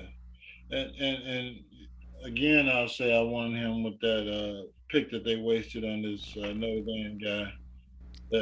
I said it before. Yes. Running around the tight end now. All right. Well, we wouldn't even be discussing Justin Fields, and wouldn't have had to give up draft capital for him. You know, and you know the whole team would be better now. But that's on Ryan Pace, man. Yeah. All right. Why are certain quarterbacks given a pass, which is part of what's affecting Justin? All them draft picks he was giving up to keep moving up and nabbing these quarterbacks. That's why our team is deficient. Damn near everywhere you look down the roster. We would never been here if we would have had Watson or Mahomes or Hurts. Yeah. You know, and didn't have to give up stuff. Right. Yeah. All right, well, let's move on. Top 5 NFL teams after week 4. So I need y'all top 5. We ain't doing 9 because it's just esoteric. So my number 5 team, as much as it hurts my heart, I'm going to say the Minnesota Vikings. Yeah. This is your power rankings as of not what you're seeing. Thursday game don't really matter because none of those teams are playing. So I got the Vikings. No, I can't have Who you got at 5, Diesel? The Buccaneers. Yeah, I don't know why they're not on my list. They were number 6. They're better than the Vikings. Oh hell yeah! And they played a tough schedule. You know? Yeah, they're better than the Vikings. They'll produce. You can't count on. I don't care if they was in the same offense they was in last year. But here's the thing: new coordinator. The Vikings beat the Pack, and the Pack beat the Bucks. So that was kind of what kept the Bucks off my list. Yeah, but consistency wise, and the Bucks are hurt. Yeah, that too. And are you really gonna count on Kirk Cousins in a big game or something like that? No. Well, we're just talking about through week 4 though. Mm-hmm. Through week 4. Right, through week 4, I put the Bucks would be number 5 for me. All right. Ace, who's your number 5? With the forced change of quarterback, I'm going with San Fran.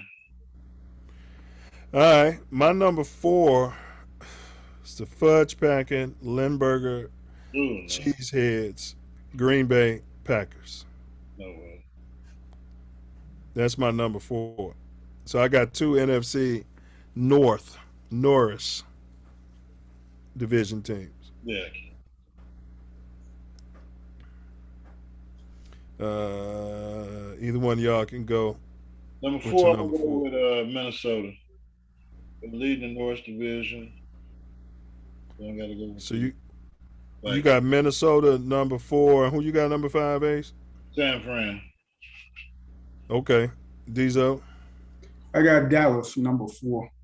You got them boys, huh? Stephen A. Smith rolling over in his grave. All right, my number 3 team is Josh Allen and the Buffalo Bills at 3-1. Okay. Ace. My number 3, I got Kansas City, the Chiefs. Carrot Top, huh? Yeah. Okay, see. All right. Who you got at number 3, Diesel? Number 3, I got Philly. You got the Eagles number 3, huh? Yep. All right. My number 2 team, I'm going with Carrot Top and the Chiefs at 3-1. Ace, number 2. My number 2, I got the Josh Allen-led Buffalo Bills. Dijo, number 2. I got the Bills. All right. Buffalo So Bills. Do we all? No, I got the Eagles at number 1. Who you got, Ace, at number 1? I got Philly at number 1, undefeated Eagles. Who you got, Dizo? The Chiefs. Yeah, that's my number 2. Who did the Chiefs lose to? The Colts. They got they dropped touchdown passes. Yeah, they did. They had them beat and they dropped touchdowns. That's a bad loss. So that is a bad loss. Hey, the Colts just beat Denver though, so it's actually starting to don't look that bad now. Denver lost? Yeah, told you. The whole Fools went for it on 4th and 1 in overtime. The Colts kicked the field goal, 3-point lead. So they got the ball in field goal range. They in the red zone. 4th and 1, they go for it instead of kicking the field goal. Ran the ball and got stuffed? No, they used Buster Wilson, drop back throwing, boom, incomplete. Incomplete, game over. Yeah, they got a dumbass coach. Yeah. Yeah. All right. Something's not working there. Yeah. All right. I'm going to be honest with you. Russell Wilson, he was trending downward in Seattle. And he looks to me, he's a concussion away from being out for a while. I mean, he looks like the type, if he gets his helmet slammed to the turf, he ain't gonna be able to get up like he could in his younger days. I don't see that. He's got that badass wife, so he might be a little distracted. She might wake him up. She might have to wake him up. That hurts your legs. Yeah. Why are certain quarterbacks given a pass after subpar performance? All right, we got Herm Edwards' staff sabotage. Apparently, you guys, his staff at Arizona State, trying to get him fired, they were literally giving their game plan to the opponents. Any thoughts on that before we move on? Yeah. I think I brought that to your attention too. It was your ace. Yeah. It was me. That's pretty foul, bro. To go to the opponents and tell them, here's what we're doing this game. And just because you ain't getting along with the coach and you want somebody else to come up and take his spot is ridiculous. Not only is it ridiculous, I mean, that's cause for a super lawsuit. You know, not only that, if you know how the world is today, and in the world of gambling, you can't throw. That's like throwing. That's basically throwing games. Point shaving. Yeah. You're throwing games because. I wonder if these coaches, if they have these coaches and players signing NDAs, non-disclosure agreements. Probably not. I mean, that's what When you hire demons to watch your back, that's on you. Yeah. I feel sorry for Herm Edwards because from whatever I don't know him personally, never met him or anything, but from what I hear from all of the people who worked with him or when he was a player and when he was coaching, it's like he's one of the nicest guys that you could know. Now, what would make his team or the people around him turn on him like that? Did he have a white staff? Were they white staff or? I think they were demons. Yeah, I think most of them were. That's the problem we got. Yeah. It's the same thing with my boy. He's a noob, the head coach of Pittsburgh. Never had a black coordinator or assistant coach on his staff. Now, I know that he did get in. They're under investigation from recruitment violations during the pandemic. So, when the pandemic was going on, they had like these crazy rules for recruiting. And I think they had like some players visit or do a practice, something to that effect. Something minor. But that's like under investigation. Yeah, they was trying to get them fired so they can get the job. Yeah, and who knows, they probably leaked that to the NCAA. Yeah, they leaked it. And it could have been, he might not have had nothing to do with it. You know how the coordinators and assistant coaches go do the recruiting. Right. It's all a conspiracy. What's your thoughts on Ace D. Todd Serve said, Ace, salute. He in the chat. What's up? All right, Ace. Yeah, what's your thoughts on the on the fracas in Arizona State? And then we go to the next one. I mean, it's evident that there was dissension and Benedict Arnold's in the ranks. So for that information to get out, I mean, I know all teams were doing it to some level. Exactly. So it had to be an insider. Nobody's jealous of their program. So who's going to come out and say, hey, Arizona State is doing illegal recruiting during COVID? It had to be an inside voice going to the NCAA trying to get them fired. And there's no way I'm hiring a team of pinks on my staff, Ace, in a KKK state like Arizona. Yeah. I don't even want to coach there, but if I got to take the job, I get it. You know what I'm saying? But as a pro athlete himself, and he has a different mindset of the world until you mean I'm not black? I'm Herm Edwards. Is that what you mean? Yeah. And what's he famous for? We play to win the game. Win the games, yeah. That's what they were saying in those rooms. As they were calling the other team. We coach to take your job. And then for any young man out there, because even I've had management positions, and it was always other races backstabbing and conspiring to take my damn job, bro. Yeah. Snitching and doing whatever they could, man. Straight up, it's real, man. You be like, go ahead, man. Go ahead home early, bro. I'll take care of it. And he let me go home early. Did he tell you? You know what I mean? That kind of stuff. There was nobody there to watch the floor. Yeah. Like, really? Y'all serious? All right. So we got Dusty Baker, y'all, colored. I didn't hear much about this. Ace sent this to me. He's got 2,000 W's as a major league skipper. No interest. He's the first melanated to accomplish this feat. I want thoughts on it, and why do you guys think he's the first black to get there? Did he have to compromise? Most melanated don't keep the job long enough. If they find any type of success, they're going to be supplanted or replaced. So they can get a smart white boy in there to get him over the top. Yeah, win the championship. So unfortunately, he's been, and he's going through that for some teams where they replace him and bring somebody else in, hoping to get to the championship. But kind of like Lovie Smith. Go ahead. Yeah, Dusty's got a great knowledge of baseball. Apparently, he's great with his players, and he's in a situation that hopefully he can get to a championship with the Astros. Yeah, his players love him. Yeah. All right.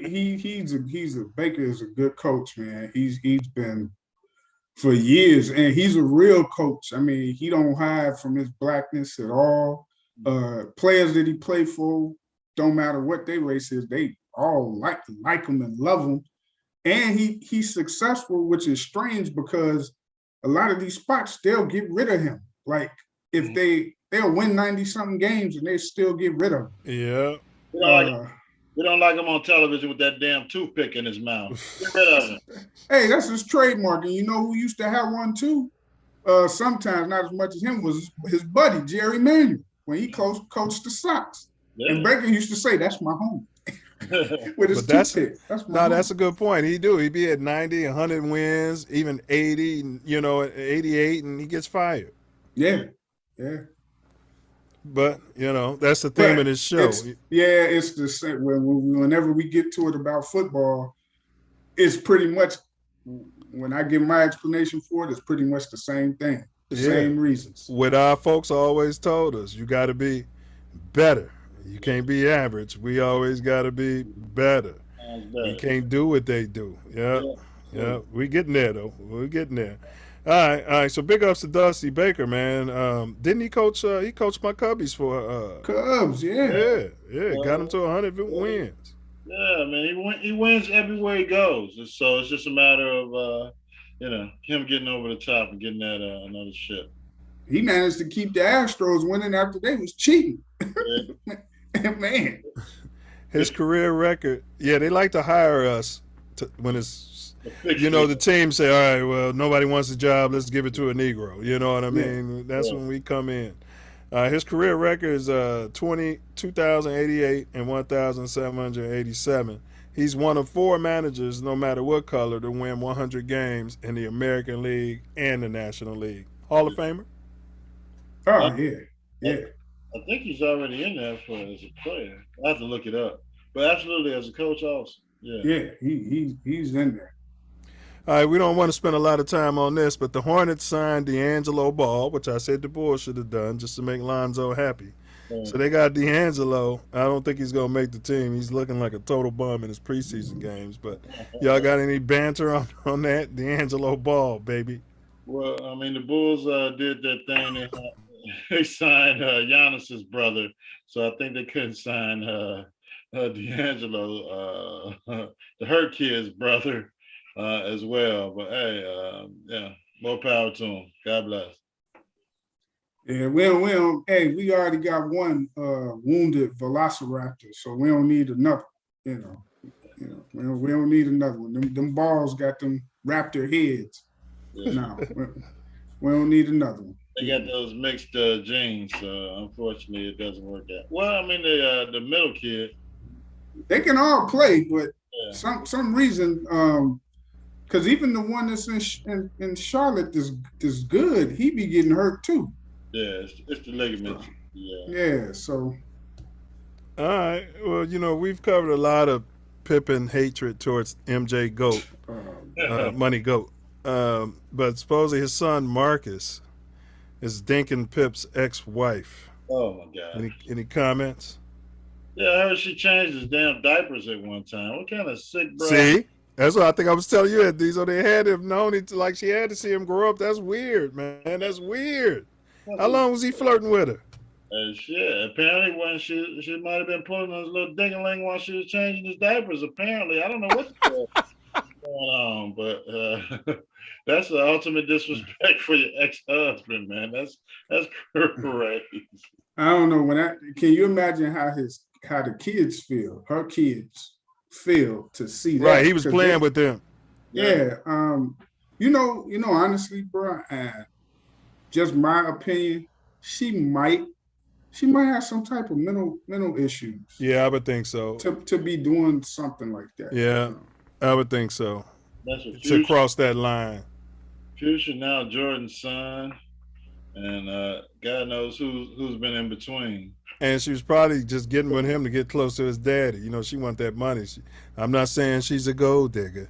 But she ain't messing with no broke. I think she might have just settled for Scotty. Scotty probably told her, hey, I go to play. Yeah, she was getting with Scotty to get close to Mike. Right. Yeah. Right. Then she figured, hey, it's over. It's over, son. That's messed up. And I think that probably led to the divorce. They claim it all happened afterwards, but I guarantee you Scotty probably got wind of that some kind of way, man, and that probably led to all the vitriol. He probably called Mike about it. Mike, what you calling me for? I don't care. He digging your wife. You know what I'm saying? That's between him. He grown. I ain't got nothing to do with that. Mike, I can't take this, man. Just keep going on. I'm going to have words for you. I wonder when it started, man, because he was pushing up on him when he was 16, 15. You know what I'm saying? Yeah. I wonder, what's funny is I wonder what his conversation is with him, because to me, I'm proud Mike of you, son. No, I think Mike is the type to be like, boy, what's wrong with you? Why are you doing that? No, don't even mess with that. We don't need that in our life. That's not something we do. So? Right, he probably don't like her. Right. Yeah, he probably don't respect her. What if he got her knocked up or something, man? Yeah, no, you don't. Could you imagine that? That's what she trying to do. You be a grandfather to Pippen's ex-wife, man. That's just crazy. Yeah, no. Pippen got a lot to write about in his next book. He got a lot to cover. All right. So it's been a lot of talk about Ume Udoka. Diesel has some inside news. There's been some news about it.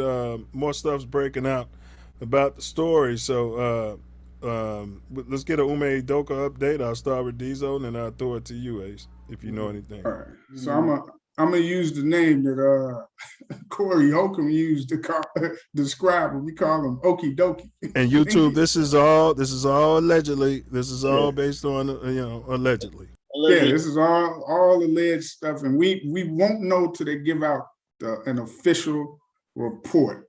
But they will have to give out an official report at some time, because to not let him to keep him trapped there for a year, and then basically tell him that even after that year, there's no guarantee that you're going to be here. And from what I've heard is he's suspended with half his pay is docked. So he's getting paid, but only like half of what he's supposed to get.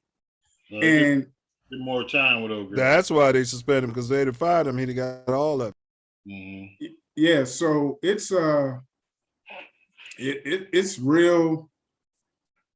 I want them to hurry up and come out with these all of the details of what happened.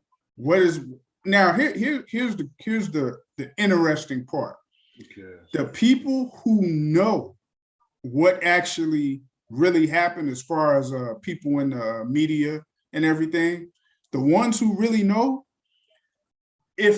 now they all say that, it's a fireable offense because he broke the company policy, right? So it's a fireable offense, then just fire him. But they say the Celtics should come out and say it was consensual, a consensual relationship with a man who's not married. He's not married, although he's got a fiance and a kid. He's not married. Didn't have any direct oversight over her. And the person who is the female. She's married. So right. They making him look like the bastard. Right. Yeah. And she's the bastard. Yeah. And it's a weird thing, because if it was really as bad as some might think it is, you would hear these people in entertainment who know the full details, and they all say, the ones who know what happened, is that I can't say anything until it comes out.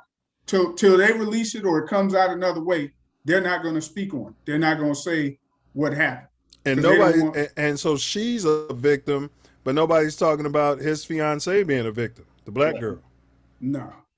The only one you hear pretty much talking about Nia Long being a victim is people in the black community, for the most part, are saying that. But you don't hear that coming from most of the white media and entertainment. They're not talking about her, other than he cheated on the black man cheated on the black woman, right. Yeah, but they're not talking about how the white woman cheating on the white man, right? They're not going to talk about that. Because that happens all the time. Well, what was that you was just telling me about? How he found out, how the husband found out? So it's alleged that she was on the porch or the front of the house, and you know how those ringtones or the door rings or whatever? And I think she was on the phone talking. The ring cameras. Yeah. Yeah, and he could hear her, or he was in the house or something, and he was wondering who she was talking to. And again, this is all alleged because they haven't came out and said this, but people were inside are saying this is, what they heard happen. So because of what he does for the organization, he was able to go to his company to have them almost like a private eye investigate. Use their security, right? To find out who she had been talking to, and come to find out it was him. Violation of privacy. So they either tapped her phone or followed her around. Pretty much. They did something where they got the intel on her and said, okay, she been talking to this guy. And that's how it all came out. So she wanted to cut it off and he wanted to keep it going, allegedly. Allegedly, that's one of the things I heard, that she wanted to, when she told him about it, wanting to stop, he kind of jig is up, my husband knows everything, right? And he wanted it to keep going. But now I heard that, and it's funny because I haven't really heard it anymore from like the first day or so that I heard it. So I don't really, that's what I keep saying. We got to wait till they officially give us, and they're going to have to. They're going to have to say, here's what happened. Because if you remember, they said, well, why is Brad Stevens so mad? Why was he up there about to cry? Because he was hitting it too, allegedly. At that press conference. So it's going to be interesting to hear, what the whole scoop is. Story. Yeah, it'll be great. Well, you're going to hit a made up story, but then you're going to have some people who are going to tell you, look, here's what, because I can tell you right now, Kendrick Perkins know what happened. I don't Stephen, I'm just telling you people who know. Yeah. Kendrick Perkins, Stephen A. Smith, they know exactly what happened. And Stephen A. said he know 3 people in coaching who done did the same thing and got fired.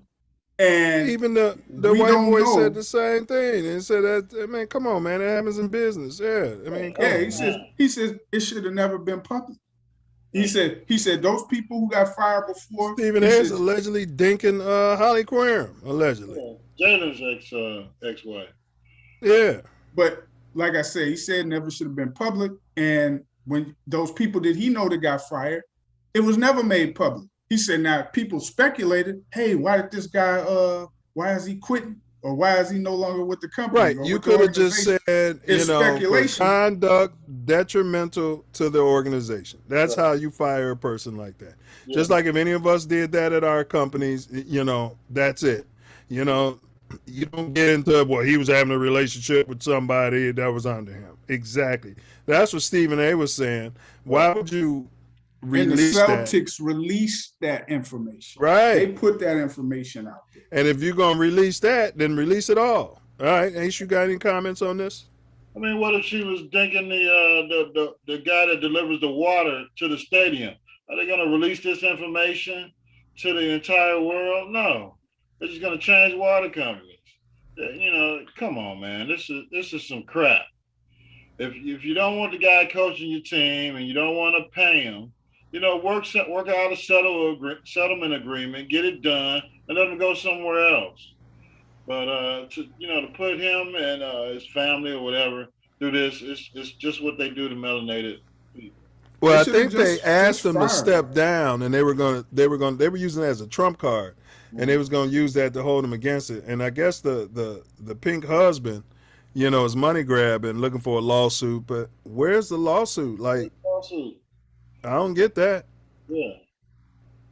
Unless the only thing you can try to say would be, depending on if and again, this is allegedly, if this person is the travel person that came out first, because again, we still don't know exactly if this is the person or not.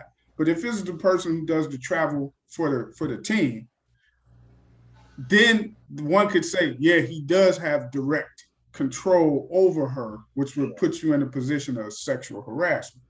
But if she said it was consensual. It was consensual, right? She said it, right. But now, if Massachusetts has a home wrecking statute, they can sue him. The husband can sue him potentially. And I'm checking to see if they have that now. But the key would be have that. The key would be is when she ended it. If he tried to keep pursuing it, then that could be where they could say, okay, now you're doing harassment. The key is that he's melanated, and he was dinking this non-melanated executive's wife, and they overreacted, and it'll all be gone in a little while. They should have just fired him and kept it private and didn't say why. That's all they had to do. To say, hey man, we're gonna have to let you go. We're not releasing this to the press. You want to say that you resigned, you could do that, but we're not giving it to the press. This ain't coming outside. Nobody's gonna know the particulars. They can speculate all they want. And that's it. I don't think that they wanted to give him the position of not going to the press. Well, everybody in the organization was butthurt. And can I say butthurt? And they just wanted to release it and calm their own feelings. That's all. Well, under the old common law system, a person whose spouse had an affair could file a civil lawsuit against a third party. They couldn't go after my company I work for, often derogatorily referred to as the home wrecker, seeking financial damages as compensation for the havoc wreaked on the innocent spouse's life and union. The lawsuit would allege alienation and affection. In other words, that the third party caused the cheating spouse to fall out of love with his or her marital partner. Note that while sex was often involved, nothing in the lawsuit even requires a sexual relationship. The faithful spouse had only to prove that romantic love was lost, not that there was sexual infidelity. Meanwhile, you could set people up. Meanwhile, similar yet distinct lawsuit called criminal conversation, blah, blah, blah. Does Massachusetts still recognize these laws? No. So That's I out don't the window. know who he can sue. Well, no, he could sue the Celtics if like I said, If they fired her as a result of the relationship. Yeah. But they didn't fire her. Right. Allegedly, she's not fired. Right. But again, if she's the travel person, Okay. they have a consensual. She stops it. Mm-hmm. He keeps trying to pursue. That's where the harassment will come in. So Right. then you could possibly sue if that's the case. Right. You know. Right. So, Then she may have grounds. Yes. Right. Well, But that'd be a tough suit. Go ahead, Ace. He might have been calling like, "Hey, it's Wednesday at 4:00. Where the hell are you?" She's like, "I can't make it this week." And they might have called that pursuing, and that's what they call on the damn ring cam. I mean, come on, man. It was consensual. And I think if they investigated and it had become harassment, they would have fired him. Yeah. You know what I'm saying? They would have fired him. You know, but they want to act holier than thou, all of them, like the guys you said in the press conference. You know, South Park does a skit where you got the married man and his wife be there, and people be saying shit, and the married man be looking at his wife. They even had Obama and Michelle Obama, and you be looking over his shit. Like, she looking at you. You know, and that's how it look like these guys all caught up in that shit, because, you know what I'm saying. You know, don't throw rocks from glass houses. But all right. So we all said on this show, if Ume becomes available, we want him coaching the Bulls. Yes. Absolutely. yeah, I take him. Yeah. Yes, sir. I think they should. Yes, you can't talk to him because it would be tampering. Yeah, you can't talk to him because he's still with them. Yeah. So that's how they do. They want to mess you over going and coming. But players can talk to him. You know, the organization, as far as the management and stuff, owners can't talk to him in regards to, why don't you come over here? But players could talk to him, bro, you need to come on over here when that stuff is done. This dude up out of here, bro. 4-year deal at $50 million. You know what you want to do. All right. So now we're gonna jump to, because we mentioned this whole case. Malika Andrews went viral. She's a lady on Sports Center. I didn't realize that she's dinking a pink man is dinking it. Doesn't surprise me.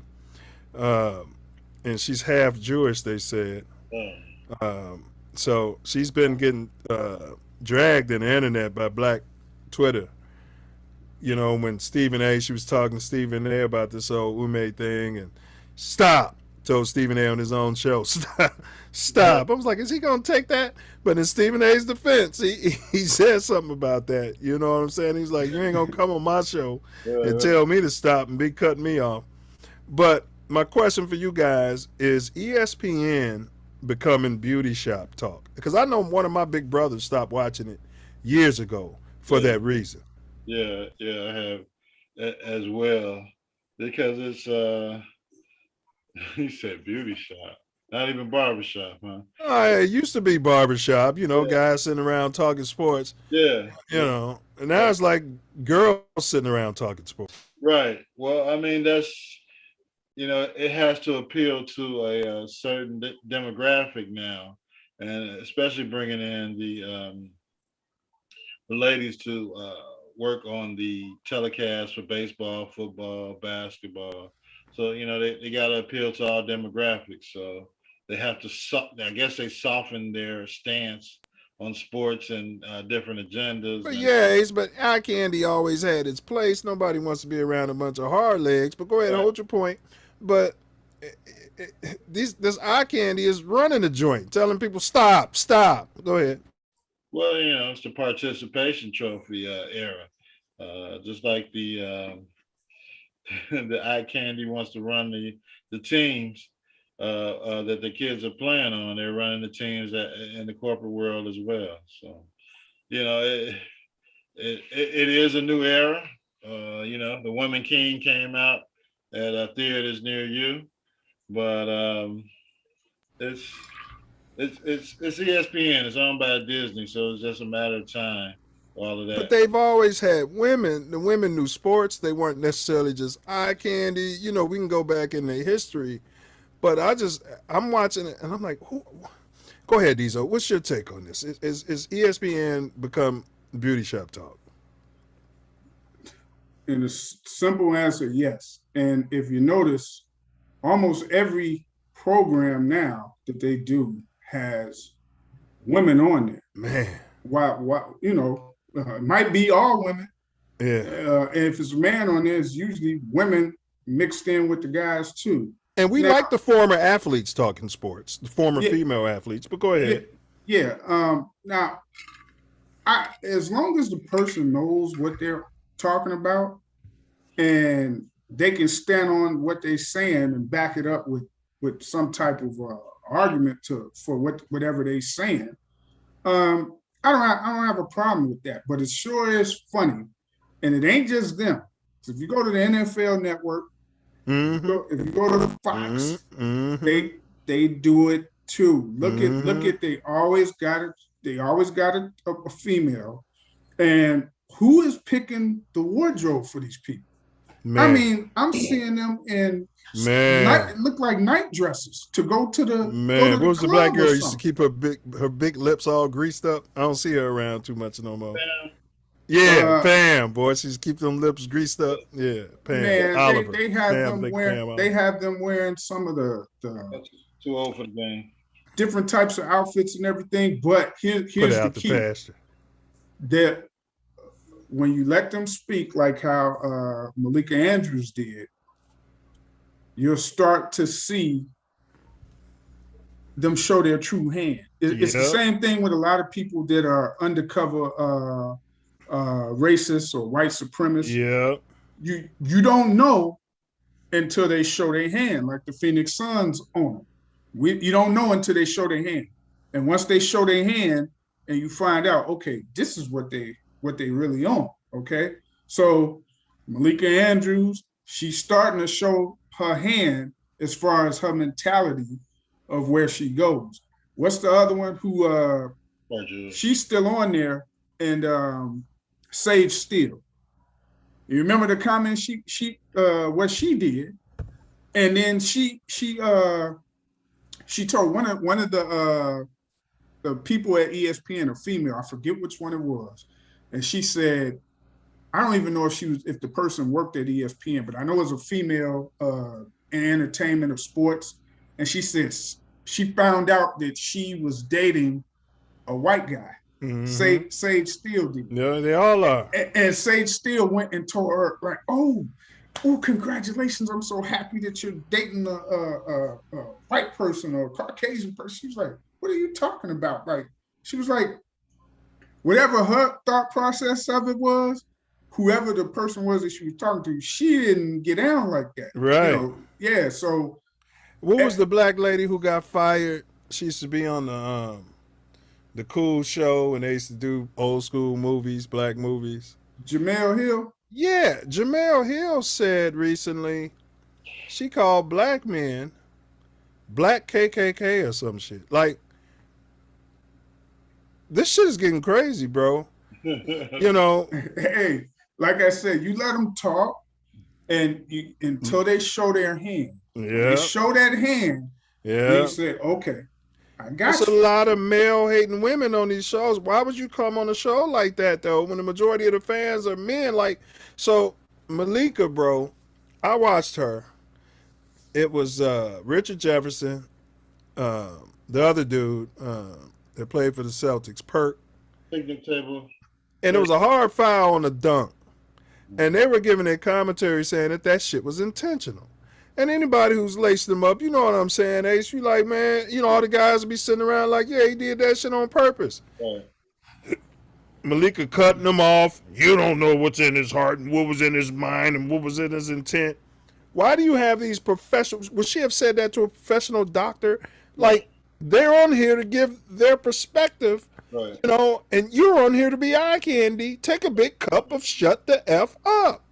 Well, I mean, I guess she's there to be the devil's advocate, quote unquote. So if they say potato, she's going to say potato. So, whatever they say, she's going to go in the opposite realm of thinking.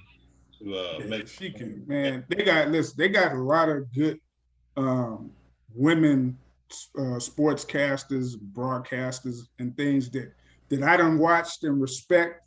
But they got some out there that are pretty much just that. They might know a little bit, but they using, and you could tell that they're using it because. Do you think those women are picking their own wardrobe? She be wearing? She finally started toning it down a little. They hired her 24-year-old sister. Her sister, yeah, who has no experience. I'm curious to know. Well, I don't know what kind of work they putting in to get themselves up there. We're not saying. I mean, I'm a realist, bro. You know what I'm saying? Like, something ain't going right. Right. And I don't know how they. I know that.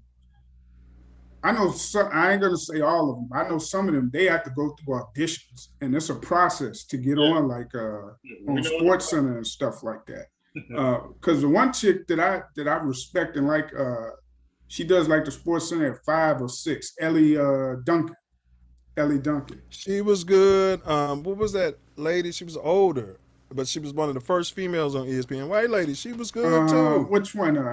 Hannah Storm or? Yes. That's her. She was good Hannah too. Storm. They got sports. They got some solid ones. Solid ones. And Ellie Duncan, she just had a kid not too long ago. I seen her husband. She got like an African. He's African black. Type. Yeah, he's an African dude. Like a business dude. Yeah, but they don't like you. They don't like you everyday Black Americans though. Oh. Yeah.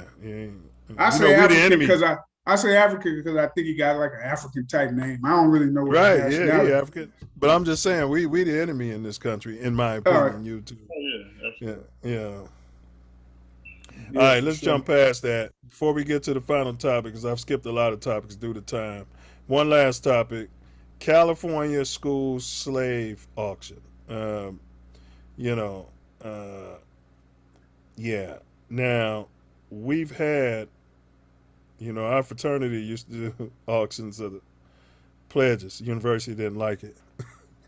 You know what I mean? Said they got some complaints, You know what I mean? But they got a lot of goddamn nerve. But Northern California high school has canceled the rest of its football season after a video surfaced of players acting out an apparent slave auction with the black teammates. Who are these black guys doing this shit? Yuba City Unified Schools Superintendent Doreen Usumi said it's disgraceful. They received a copy of the recording. These kids are dumb. They be recording it.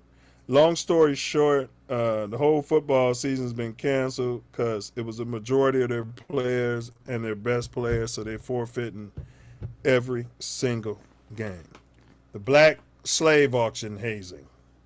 Thoughts? You know what? When you're young, you do ignorant, dumb stuff. All right, Diesel. All right, you were young, and okay, if you're on Simeon baseball, you're telling me if y'all had a bunch of white boys, you'd have participated in the black slave auction. You cut me off and you didn't let me finish. No, I know. All right. Unlike you college guys that was doing auctions, like you just said, no, I never went through that. But it was black. It was black on black.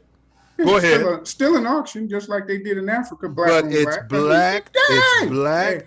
It's on still an black. auction. It's not like you're in a white fraternity and you got the white boys just taking the black ones out. Still mimic. If you got white pledges and black pledges, and you said, "Hey, the black pledges are going to be slaves today." I would have not participated. You guys that went over 2 semesters ago, your tribe is better than this tribe, so we're going to auction off these nukes right here. Yeah, we're going to auction. As long as it was black on black. But go ahead, bro. Go ahead. When you're young, you can do a lot of stupid, ignorant stuff. And what I mean by that is, if they don't know, The only people you could really fault is who might be older that does know, that can tell them, like, look, you can't do this. What are you doing? You can't do that. I give you example. I remember when, when you're in 8th grade and you take the trip to Springfield. Yeah. That we used to do. I don't know if they do it anymore. But hope not. So when we're in Springfield, the little souvenir shops that they have. Yeah. You had those little the Union hats, the blue ones, and the Confederate hats were the gray ones. Yeah.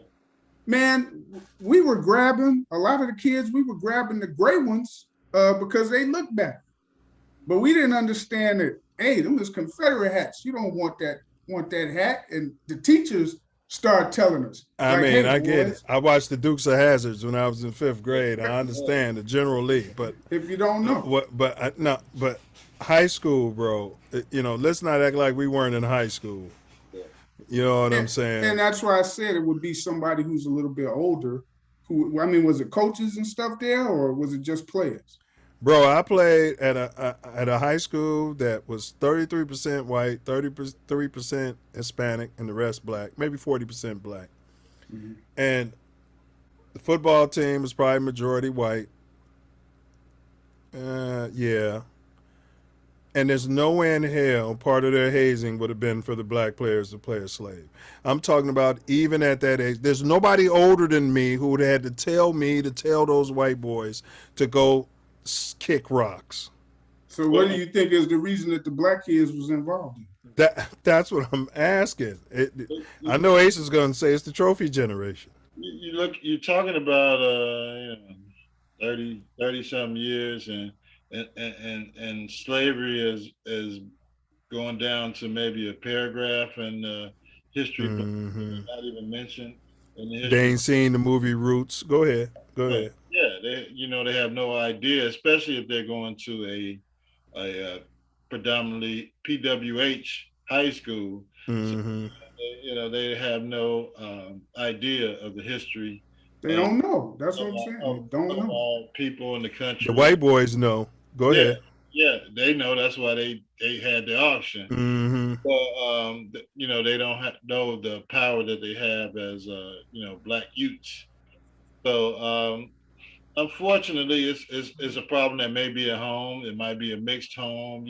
Mm-hmm. So they don't know. They're definitely not going to be taught in school, and they probably still are trying to figure out why the season was canceled.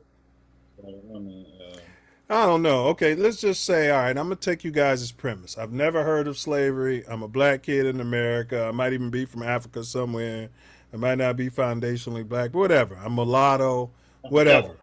Don't I say, well, why are only the black players the slaves? Like, no? All right, maybe I'm reading too much into this. Well, I mean, those kids score high on the standardized test because of deductive reasoning. So you would think the deductive reasoning would lead them into the direction of why the hell am I the one that's being right auctioned off as a slave? But, right. I could have dealt with it if some of the black kids was the masters. Right. and you told me we was ignorant and we didn't know it, but ignorant. Just ignorant.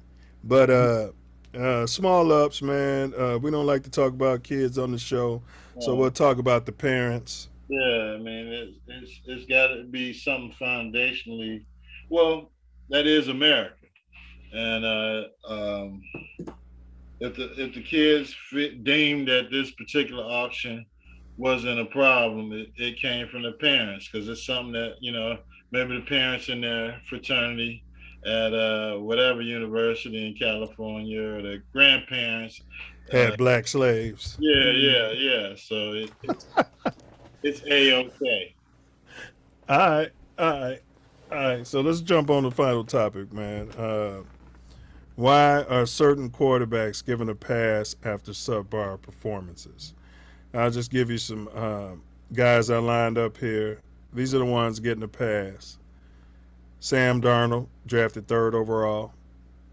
Davis Mills, he probably shouldn't be on the list. He was a 3rd rounder. Mac Jones, drafted 15th overall. Baker Mayfield, number 1 overall. Marcus Mariota, 2nd overall. Bitch Trubisky, second overall. Carson Wentz, second overall. Zach Wilson, second overall. And let's juxtapose this against the colors. Lamar Jackson, 32nd overall. Carrot Top, 10th overall. Russell Wilson, who Dizzo's been bashing all day, who's headed to the Hall of Fame, 3rd round. Just in time, 11th overall. Jalen Hurts, 53rd overall. Tua, 5th overall, who's performing. Give me some thoughts. So half of them people, well, to answer the question in general, it's a systemic type of racism, but more so, what's the word I'm looking for? Conditioning. Not conditioning. It's when the word pops up in my head, I'll say it. But it's based on that you stereotype. That's it. So you get these stereotypes that still linger for quarterbacks. Yeah. So you hear black quarterback, first thing they think of, oh, he's athletic, he can run. But they don't think he can read defenses. Change his position. He could play safety. He can't. They want to get you in something that else other than quarterback where you're controlling the team. Because they're going to give you the stereotype. No matter what you do, you're getting a stereotype that you can't read defenses and quarterback like a pocket passer. That's which the is stereotype. Probably why some of these other players were drafted lower. But go ahead. Yeah, that's why they were drafted lower in the first place. That's exactly why. Because they don't think they can.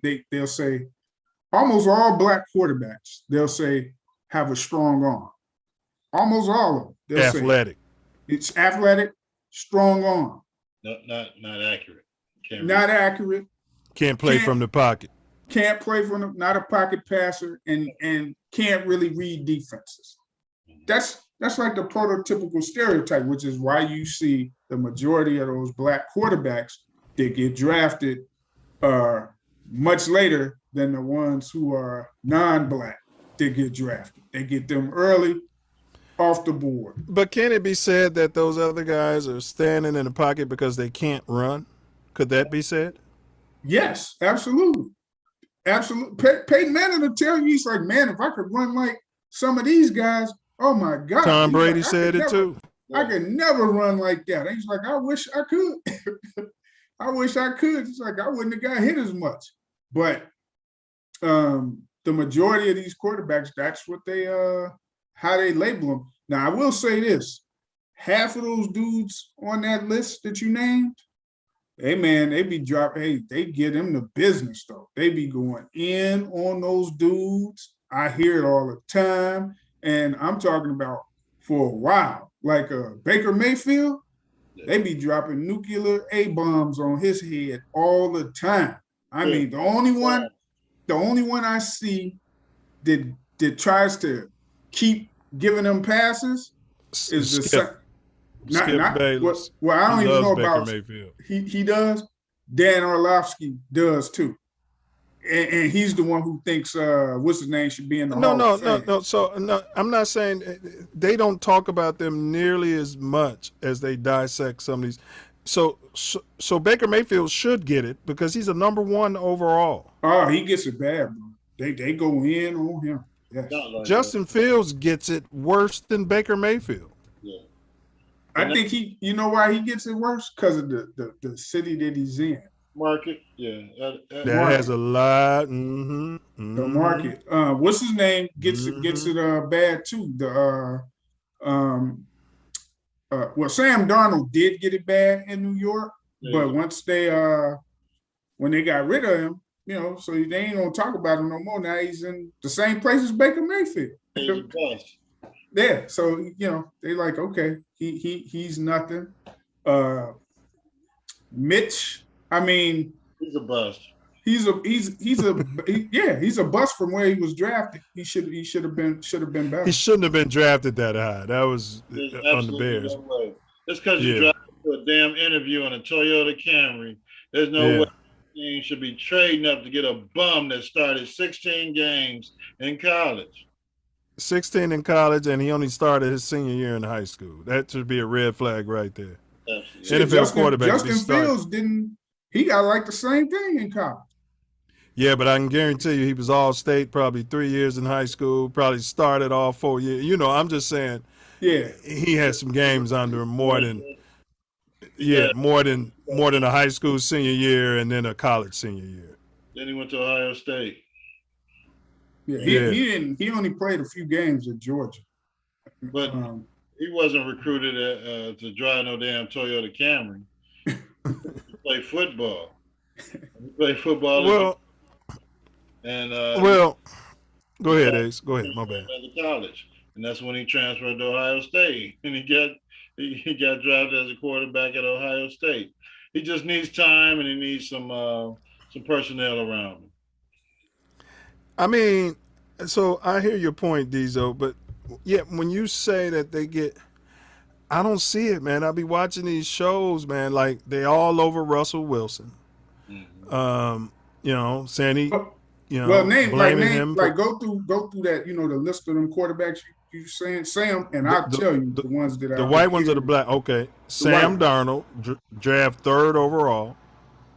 Yeah, they don't because he's no longer in New York, so we don't hear that much about him. David Carr. I didn't hear them dissecting his game, man. I just I didn't hear it. You know what? He did because what's his name is a huge Jets fan. Mike Greenberg, who does Get Up, and Green. Greeny loves the Jets to death, and he was like Sam Darnold, and oh God, no, the Jets suck.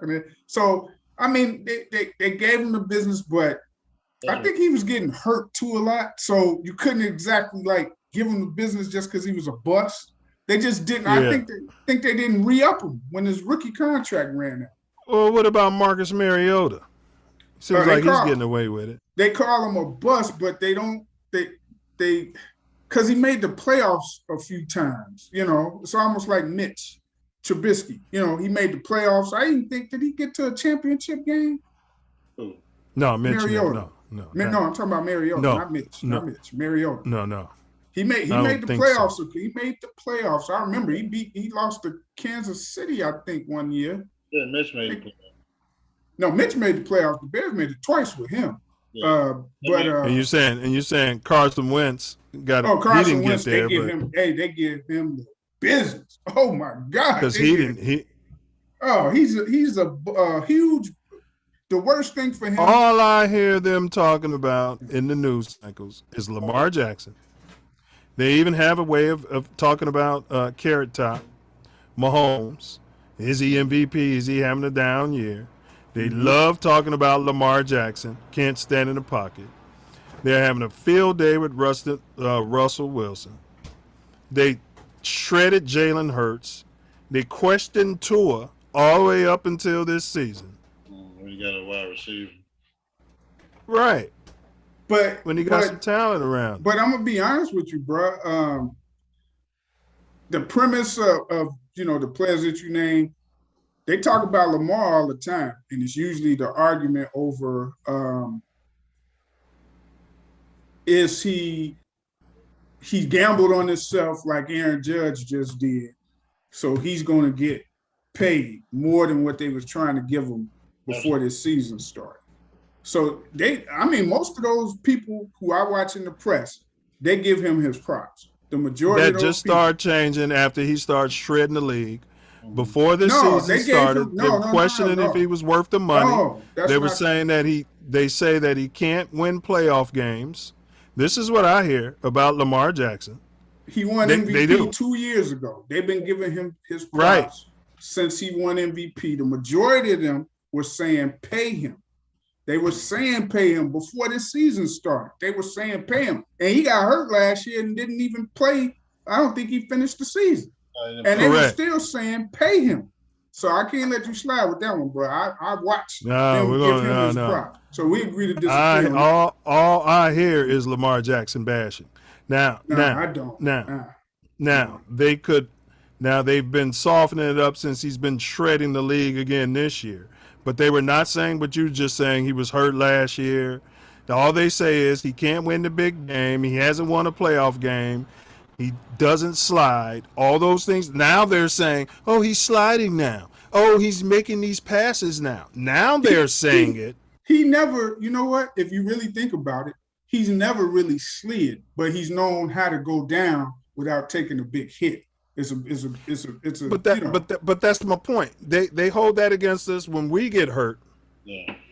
You know, this guy's running around. He needs to learn how to not get hurt. But guys standing back in the pocket and getting hurt, they don't hold that against him and say, well, this getting hurt is getting hurt. So if you stand in the pocket, maybe you need to learn how to slide like Tom Brady does when he's back there and not getting hurt in the pocket. You know, what's his name's always getting hurt for Cincinnati? Burrow. Yeah, always getting hurt. Standing in there. If those guys were hitting Tom Brady or one of these other quarterbacks, let's just say Tom Brady, like they're hitting Justin Fields when he's sliding feet first, they be suspended some games. But he doesn't know how to slide, bro. You can't. He slides, and it's like he's sitting almost in a chair when he slides. He slides, and it's like he's sitting on a thing about to do a spin and jump up. But once he gives himself up to slide, you can't go at his head. No, you can't go at his head. But if I'm a defender, I'm like, that don't look like no slide. You know, because it's like he's not going down like you slide into second base or first base. He's just going on his butt and popping right back up. They start suspending them and fining them. I bet you they won't hit them like they're hitting them now. Yeah. Now, Russell Wilson, he's a player who deserves the benefit of the doubt. On his beginning of his career, can he win the big game? He's just a game manager. That was Tom Brady. He was just a game manager in the beginning of his career. Then he won a chip, blew a chip because of a dumb play call. But he's arguably a first ballot Hall of Famer. You think he'd be getting a pass this season? You think they'd be making the excuses for him that he's in a new system, like they're doing for Minnesota's quarterback? Yeah. You know, that he's under a new head coach who doesn't know what the hell he's doing. Yeah. Right. But they're calling him a diva. What'd you say, Ace? They gave up 5 draft picks for him. So, you know, they couldn't bring anybody in with him. It was just him this year. Yeah, and they're calling him a diva, saying he don't get along with the players in the locker room and he got his own office and that's the reason why they losing. You know, it's nonsense like this that I hear, and I'm like, what does this guy have to do? I don't think he's a first ballot Hall of Famer. He won 1 Super Bowl. All right. 2. You think he's a Hall of Famer? Still kind of, he's on the borderline for me. He's like Eli Manning. Yeah, and I actually would give Eli the nod to the Hall of Fame because he did win 2 Super Bowls. But he's on the border too. But I would give him the nod just because he won 2. If Russell won 2, I'd be like, yeah, he gets the nod in. But Russell has been declining. I mean, his last year or 2 at Seattle, he was declining. They dissolved the defense to brink on him, and he had receivers and everything. And if you see how he's been performing now, man, and he's got receivers in Denver. You got receivers and a run game. Even though their running back got hurt last week, the starter, you still got 2 receivers are hurt too. Only 1 receiver's hurt. The rest of them are still there. Jerry Jeudy, the other dude, the big dude, I just watched them. They still got their receivers. They got like 3-4 good receivers. He's just dismal, bro. I mean, look, they were 2 for 15 on 3rd down tonight. 2 for 15. The crowd was out there from the first drive. They were like, okay, now you said he's on a decline, right? Yeah, his rating in 2022, it was 91. His rating in 2021 was 103.1. His rating in 2020 was 105.1. He had 40 touchdowns and 13 interceptions. In 2019, it was 106.2. Right. Last year, he was 103.1. He had a 67% completion percentage, 25 touchdowns, and 6 interceptions on a crap team. But bruh, no, he had an I don't see offense the in decline. Seattle. He had an offense in Seattle. He had receivers. But where's the decline? The decline is let me finish, bro. If you watch him play, if you see him, watch the game and see him play, not looking at the stats, you will know, like, hey man, Russ ain't the same as he was. Yeah, bro, I was a Russell Wilson fan because he reminded me of Fran Tarkenton, a modern day Fran Tarkenton. His last his last 5 seasons were the best seasons of his career statistically.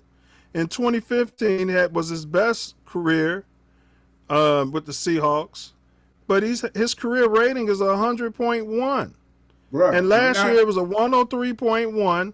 The year before that, a 105.1, and the year before that, 106.3. How can you say he's in decline? This is the stuff I'm talking about. It's the media ramming this nonsense. No, this ain't no media. This me watching this fool. I'm watching him, and I'm telling you, I can see him decline. He does not look the same. I don't care what his stats say. I know by watching him play what he looks like, and he's on the decline. Sorry to tell you, he's on the decline. I'm sorry. He just is, bro. It happens to everybody. And when I tell you, you can say it, but there's no evidence of it. Yeah, they got a game plan of kicking 3 field goals a game. What did Seattle finish last year? What was their record? Are you talking about him or Seattle was on the decline? He was on the decline to me as of last year. That's what I'm saying. I noticed him starting to decline his last year at Seattle. I was saying, what was Seattle's record? I don't remember. You see his QB rating. I'll look it up. I was asking what their record was. I don't recall. But I'm just saying, for what I seen of him last year in Seattle, I was like, he don't look the same like he used to. So I ain't saying that a couple of years ago he wasn't good and legit. I'm saying that last year into this year, I could see it that he don't look the same. He don't. Does Tom Brady look the same? Do you see the decline on Tom Brady? Yeah, I do. I mean, he can still put the ball there if you give him enough time. He can still put the ball there. So can Russell Wilson. Well, he couldn't tonight, bro. He had time. And he's 2 for 15 on third down, and he couldn't get a touchdown in an overtime. So when Tom Brady's receivers were hurt the last couple of weeks, he couldn't get more than 10 points. No, and this is the point I'm making. 101 career rating. He could almost have 2 Super Bowls, but we'll just give him the one that he's got. Not to mention the playoff run they had. And let's pull up Eli Manning's career rating. And this is the whole point of the show today. You know, and it's not going to be close to 100.1. Yes. But yet, we somehow will put this guy into the Hall of Fame over Russell Wilson, who's been nothing but a model citizen. And yet they find a reason to have problems with this guy. You know. And Seattle's still going to benefit from him long after he's gone with the damn 5 draft picks they got for trading him. Eli Manning's career rating, Ace, is 84.1. Is that high? Okay, so I like to use, I know you're using QB rating. I like QBR because I think it's a little bit more accurate in terms of a quarterback. So Russell Wilson, let's see if I can find his QBRs for the past few years. It's going to be lower. No, it's not. So again, he was 110 QBR in 2018. He was 106 2019. No, QBR only goes up to 100. So he couldn't have been. They must be showing. No, they're showing the passer rating. My bad. Hold on. Yeah, I'm trying to find the QBR. Hold up. You don't show all those good numbers. the hell is the QBR? I think His I found stats, it. his stats Now, won't compare. Keep showing damn passer rating. This guy has a career 60% completion percentage. I'm talking about Manning. He averaged 241 yards a game.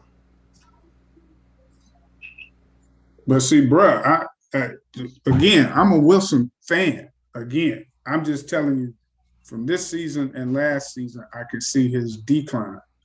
He don't look the same to me. He doesn't.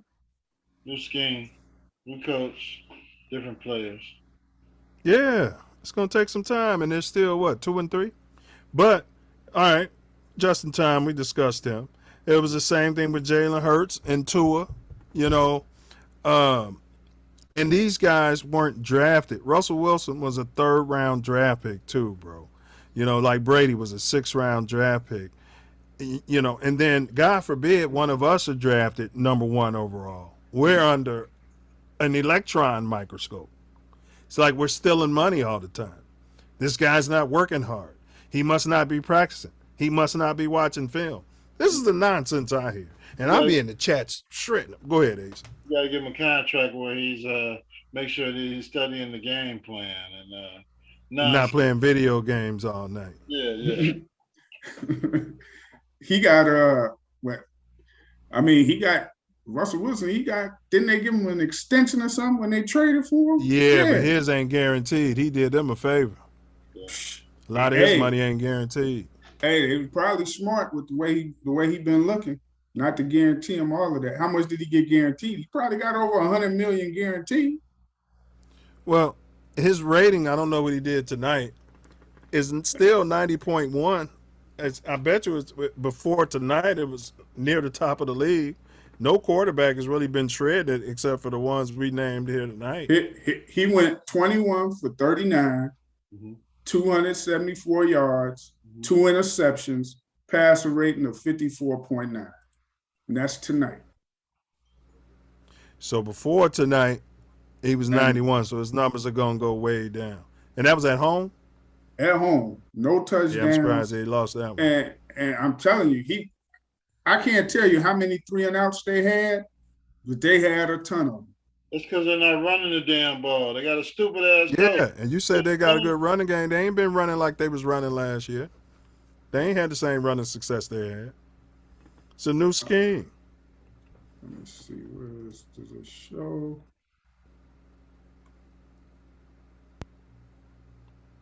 Trying to look to see their let me see, 1 point, and then 2 points. And I'm saying these guys 3 are drafted top 3.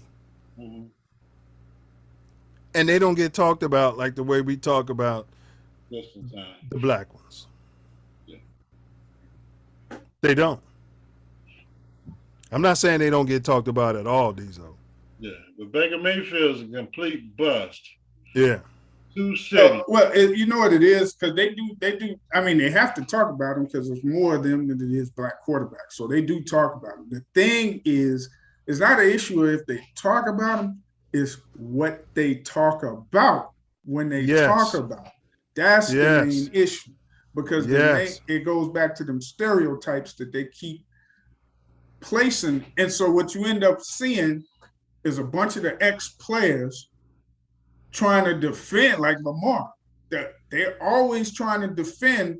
And you know what's funny is they made a bunch of excuses for Baker. He needs a receiver. He needs that. They gave him 2 of the top receivers in the league. He couldn't get the ball to him. But go ahead. What's crazy? Oh yeah, they're all pretty much done with Baker. Yeah, they'd be making excuses for them. But I would like to know is who makes the question. So, for example, and Get Up, they'll have a question like this. Jim White guy makes a question. Go ahead. Do you think the question will be, do you think Lamar is going to be able to maintain this pace to get the Ravens to the AFC Championship or something to that effect, right? So then it'll start the conversation with all of the panelists. And all you usually see are ex-players trying to make their case for it. this is why he's gonna do X, Y, Z in the playoffs, blah, blah, blah, blah, blah, blah, blah. And it's usually all of the players. Some that might be trying to argue against it or be like panelists, what's the dude's name? Somebody like, you know how Adam Schefter is always getting inside information? They'll have that dude, Dan Grazinowski or whatever, who used to be a GM or assistant GM. Those type of dudes are that white boy that be on First Take now, he's a low-key racist. They'll argue against. You see what I'm saying? So, but this is the type of stuff I see that the players, whether they black or white, all them players generally be like, no, that dude is the real deal. Trust me, he can. Right. It's not him. Right. It's their defense. And it just so happened, after all of this, he having his best season ever. Now the Ravens can't play defense. Right. Correct. Just like with Patrick Mahomes, they like to slide in Andy Reid, the genius. You know, they always suggested that it's all Andy Reid's doing, and they find whenever we do something good, they find a way to give credit to the white boy that's behind us. The most funniest and if it's a thing, black coach, they find a way to give credit to the white quarterback. Oh, the Patriots, the dude, the coordinator for them years in recent years, Josh McDaniels. Every time you watch the Patriots, they'd be like, Belichick's running the defense. Josh McDaniels, look what he's doing with Brady. Look at those play calls. Look what he's doing. Now he's a coach somewhere else, right? But you never will hear when the Chiefs are playing, the offensive coordinator, the enemy, it's always Andy Reid calling stuff. Andy Reid's correct. Andy Reid's correct. Yeah. It's very subtle. But after you listen to it over and over and over and over, you be catching it. That's what I'm saying, man. It's extremely they even when they want to talk about Lamar sometimes, they like to get into, Harbaugh and the scheme they put around him and and they dedicated the scheme. That's the only reason he's good. They act like Lamar couldn't come for the Bears, once we get a line and if Lamar came for the Bears, he'd be better than Justin right now, because he's put that work in and he's a MVP type quarterback. But they act like if he went to a whole different system, he couldn't have success. Yeah, he's got an all-pro tight end. No, they built their whole offensive system is built towards that scheme that they have for him. And if you notice, remember when he got hurt last year, their backup is similar style like Lamar. He didn't they went play on like a losing Lamar, streak. Right. But if you watch the games, that dude was playing decent. Their defense was garbage. Near the end of last year, their defense was garbage. But that dude, you can understand, they built that scheme around his skill set, which is what you want to do. You give credit for that, but I'm sure the Patriots built their scheme around Tom Brady's skill set. Yeah. If that's what you got to do, if it gives you the best chance to win, do it. But don't think that he can't go somewhere else and they could put in some plays easy in a playbook that'll help him and help that team right off the bat. Yeah, you got winners and you got losers in the world. You know what I'm saying? And certain people are winners, certain people are losers, no matter what color they are. What's the one the Eagles guy that you like? I always love Jalen Hurts, man. Jalen Hurts. Justin Fields, they are very similar mechanically, okay? If you know what I mean by mechanically, how they move, everything. Although I think Hurts moves more fluid. You know what I mean? It's more fluid. Like Fields probably is faster, but it just takes him longer to get to a top speed, right? But Hurts has more quickness sprint, to him, than Fields does. Yeah. But he worked on. They say he worked on this offseason with the white boys. Yeah, or whoever he worked with. I hear you, but I'm telling you, the mechanics, to improve his passing. Because to be honest with you, his passing prior to this season, the way he passed the ball, it was very, very much like I'll give you that. He's on a 10-game winning streak. What's the black quarterback for Seattle? He's the Geno Smith. He's the only quarterback in NFL history, Ace, to start not to start, to have 4 straight games with 74% completion percentage. Wow. Wow is right, and I bet that's the first time you've heard that. Yeah. You know, and there's not a lot of chatter about stuff like that, bro. Absolutely not, because he's expected to fail. No, I will say they do be giving because it's still early. Giving the Eagles props, but a lot of those media people like I'm the talking about Cowboys Seattle anyway. though. Seattle, Geno. That was Geno Smith. Yeah. Well, they're starting to give him a little props because he's never done this type of stuff. He never done this because he's broken NFL record. And I said, I thought he was a bum. Like, don't get me wrong. I thought he was. Remember when we were like, he's still in the league as a backup? Yeah. So he's proving me wrong. Don't get me wrong, but I'm saying that guy, 74% completion percentage over in a 4-game span. No other quarterback. Peyton Manning. You can go down the list of all the best quarterbacks you can think of. No other quarterback in the history of quarterbacks has done that, But you know what I mean. But as soon as he starts going south, you're gonna hear about that. They've adjusted to him. They found out what he's doing, and they made the adjustments. And there's no way he'll be able to succeed from now on. Yeah. I don't know because how he plays.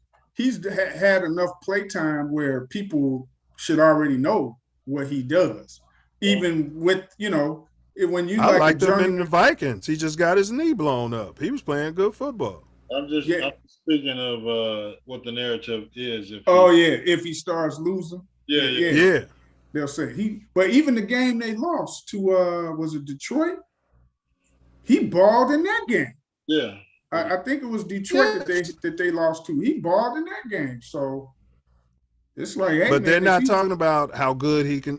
But they're not analyzing these 4 games and saying how he stands in the pocket and look at that decision he made and look how he processed this defense. They're not doing that, and he's on an NFL run, bro. Yeah, they have. You know what I'm saying? They just started. I just started to hear them mention his name this past week. Yeah. Because those stats can't. Yeah, and they got all them picks. If they're losing, it hasn't been because of him. And if anything, he's been the one keeping them in a position to possibly win the games.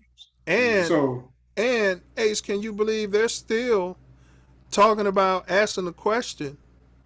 And this Hurts is playing MVP football. Right. They're still asking the question with all this draft capital, and it's half the prognosticators would say that they would draft on those quarterbacks that Dzo's talking about. With this season he's playing, he's doing everything they can ask of him. He's putting in the work Dzo talked about off the field. The coach said that nothing would surprise them about Geno. The coach loves him. I'm not Geno, but Jalen. He said, I forgot what he said was surprising, but he said the guy gets better every day. You got a guy like that. Same thing happened in Alabama to this poor kid.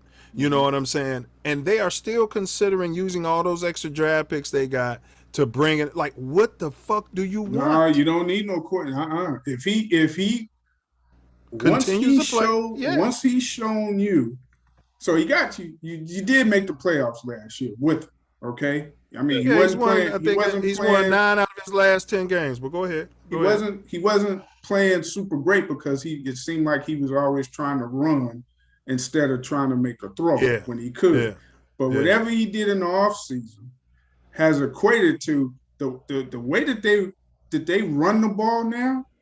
It's like got you scared. It's almost like it almost looks like that offense they had when Nick Foles was there. But Nick Foles couldn't really run. It was more of a run-pass option. This dude can do the read run or the read pass, and it's like they're sending the dude on the jet sweep. It's hard to make this a black and white issue when you look at San Fran kind of did the same thing, and they went out and drafted a black quarterback. They had a quarterback who was kind of getting them there. And Philly went out and got a number 1 receiver from Tennessee. They got Brown from Tennessee, who's a number 1 damn receiver. And you know that guy is going to be where you need him to be, or he's going to be done. And he should throw to that dude in college. They said a lot of NFL teams are doing that now. They're going out and getting the guys. So you got to go out and get a guy Justin trusted that he used to throw to. Yeah, a lot of teams are doing that, and their quarterbacks are doing better. So it took these white geniuses this long to figure out, man, Diesel like throwing the ace. You know what I'm saying? Hey, it took them that long to say, let me hire ace. Because of their run threat, and I ain't even talking about regular play action, but their run threat from the read option and the fake jet sweep, man, it has those defenders so far up. Frozen. And then he can hit, whether it's the tight end, Devontae Smith. I never thought he was as good as he was in college. I always thought he was a solid number 2. I didn't think he was a number 1. Yeah. And they got the big number 1 with A.J. Brown now. So it just makes it even more. But deadly. Even Hurts' first season, though, I could see that, man. You could see the promise. You could see the promise in him. Yeah. But you'd have to you knew he needed work. Right. And get the right scheme. And that scheme they got. And Diesel, if you remember, I said Justin Fields would have been holding the clipboard all last year. It's unfair to throw them guys out there if you don't think they're ready. Right. Especially if you don't have anybody to protect them. Nobody to protect them. I would have never drafted him in the first round. I wouldn't. He was a project. Maybe near the end of the first round. Because he was gonna sit for a year or two, and if you're not gonna sign, re-sign Mitch, which they weren't, then who are you gonna bring? You could have somebody, a journeyman backup come in and start for a season while the Bears were screwed because they kept giving up draft capital, making them dumbass decisions, man. Yeah. And that's why I say I would have never drafted even Fields. I wouldn't have drafted him that high because of the situation in your team. You had so many other holes to fix, right? You could have rolled out Trubisky for another year, whatever it was going to be, right? Let him take that punishment. Wouldn't even brought in the ginger. Yeah, because everybody forget, Mahomes set the whole first year, didn't play. He set. He didn't play 1 year. Aaron Rodgers, he didn't. Matter of fact, the Rodgers set for 2 years.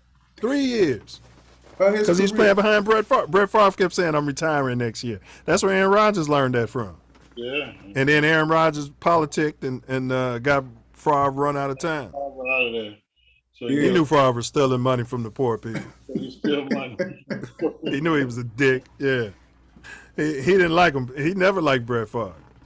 Yeah, they definitely shouldn't have, because if you count what Fields played in college, he hadn't played enough football, bro. Not on a high level. That 1 year at Ohio State is really all he had. If you look at it, 1 year.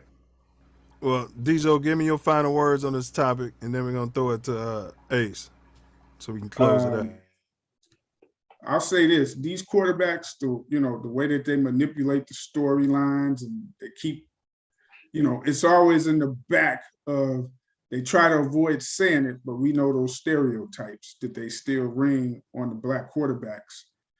But the problem that they're going to have is, like I said, projected 3 of the top 10 picks are black quarterbacks. And I got to do my homework to see. I'm telling you, it's probably another 5 out there that I see. Well, we can cover them next week, though. So I'm giving my final take on it. Yeah. So what are they going to do? Because within the next few years, you're going to have probably the next 10 QBs that enter into the NFL is significant. Yes, the next 10 going to be black quarterbacks. So pretty soon, that's all you're going to have. What you going to say then? And you're going to devalue the position and start paying them cheap. But go ahead, bro. I'm telling you. No, that's a good point, because that's what they usually try to do. That's exactly what they try to do. Is when it becomes something that's a stronghold for black folks, they usually try to find a way to weasel out what they actually paying them that money. That's why the tight ends are so valued, and the tight ends have always been balling. But go ahead. Yeah. So on that note, I look forward to the next couple of years just for that specific question that we've been discussing tonight. I look forward to the next couple of years because that's all they're gonna have, unless you see some, which I haven't seen yet, legitimate, or whenever the Manning boys, their nephew, whenever he comes out, and he Oh ain't even yeah, in he's college supposed to yet, be good. Yeah, and that'll be run 3 years. though, and he can run.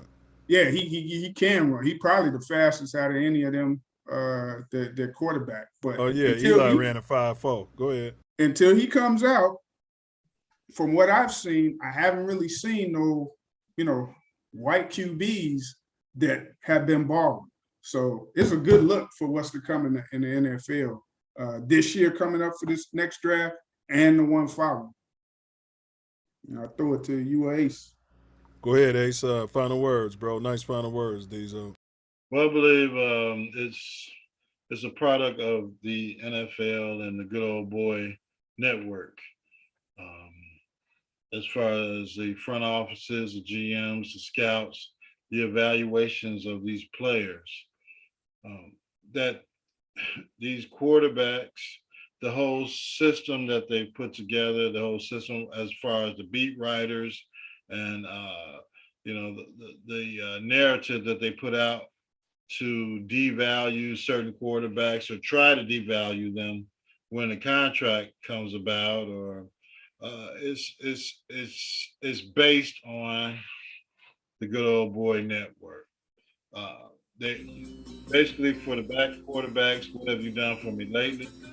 Have you won a Super Bowl for me? Have you got me to the playoffs?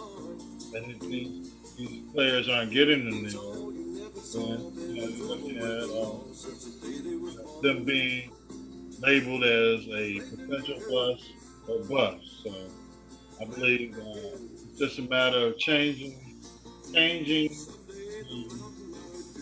narrative of the NFL, of the Shield. More minority ownership, more GMs, more melanated owners, GMs, and scouts, and writers for all of these black players that are making this league fruitful and rich. So until that changes, we're going to have the same narrative working for the NFL. Hopefully, it'll change in the near future. Then your final words. They're my final words. I'm done. Hey, let's get the league and the faces of the league changed, and then maybe you'll see the narrative change. Well, this kind of sums it up for me. It's a good old boy network. Hey, yeah, my final words on this is I've been watching and listening to this nonsense. I've been watching NFL since 1977. And it's been the same. It's been the same. Goes back to what many of our elders told us. You got to be better. You got to be twice as good to make half the money. I'm seeing that still today. They've devalued the running back because all those coloreds are playing there. They talking about should they pay Saquon Barkley the money he deserved. They can get any running back to do what he does. Yeah, that's what they do. They were devaluing the wide receiver position and putting more emphasis on the tight end after all the colored tight ends retired and broke all the records. Broke all the records, yeah. But when it's a wide receiver like Cooper Kupp, they love him. He's gritty. He's tough. He's a hard worker. And to Diesel's point, the producer's trying to end the show. And to Diesel's point, it's going to be interesting when there's a majority melanated quarterbacks. And as I said, they're going to devalue that position, just like they're doing with Jalen Hurts, and start saying that he's winning because he's got everything around him. Same thing when Russell Wilson won. It was because he had everything around him. Eli Manning, when he won, he had Hall of Famer Michael Strahan breaking records. They had a tough defense. They had a hell of a running back.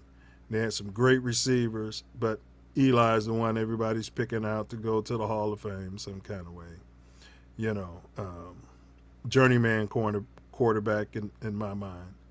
You know, so just looking at those, you know, juxtapositions, that's what we're up against. We're not only up against it in the National Football League, we're up against it in everyday life, whether we get pulled over by 12 or whether we're, you know, working at our, you know, everyday job. This is what we got to deal with, you know. Hell, where I work, I'm like, why does this guy even have a job? You know what I mean?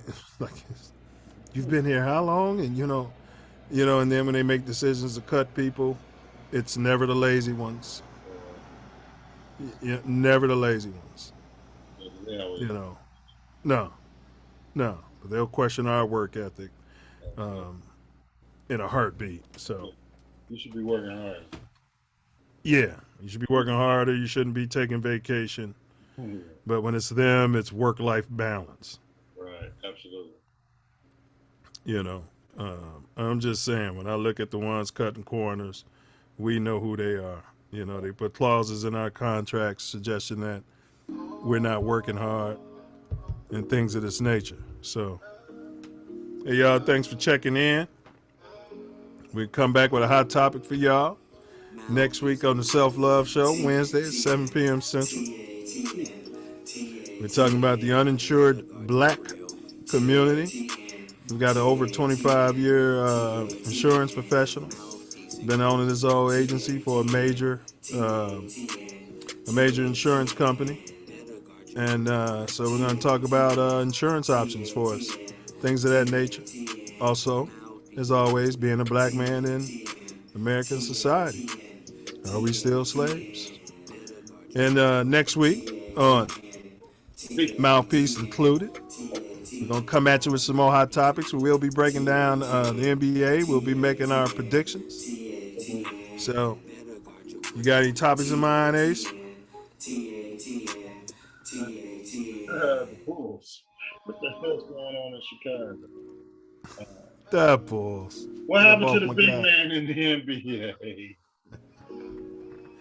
Oh, yeah, that's it. We're going to break down, man. It's a 7'5" dude, man. He reminds me of Giannis, bro. He's going to be the number 1 overall pick. Dude got a nice 3 ace. He running the flow. He blocking shots. He's slender.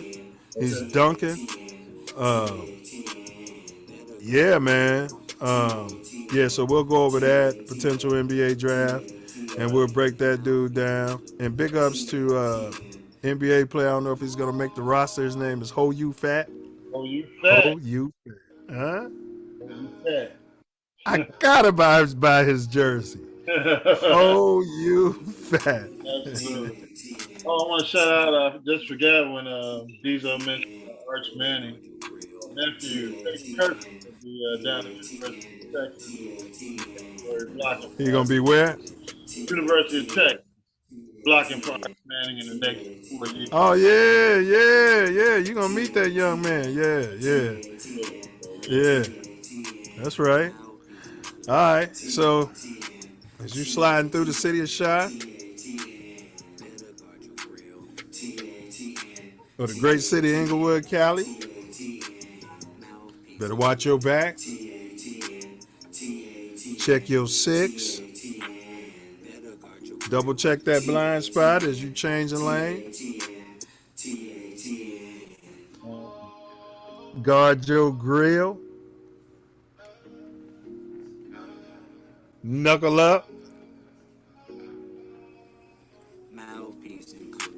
And don't forget to.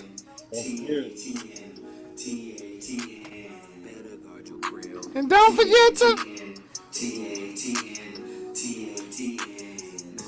And don't forget to bring your mouthpiece. Huh? F you too. FGV.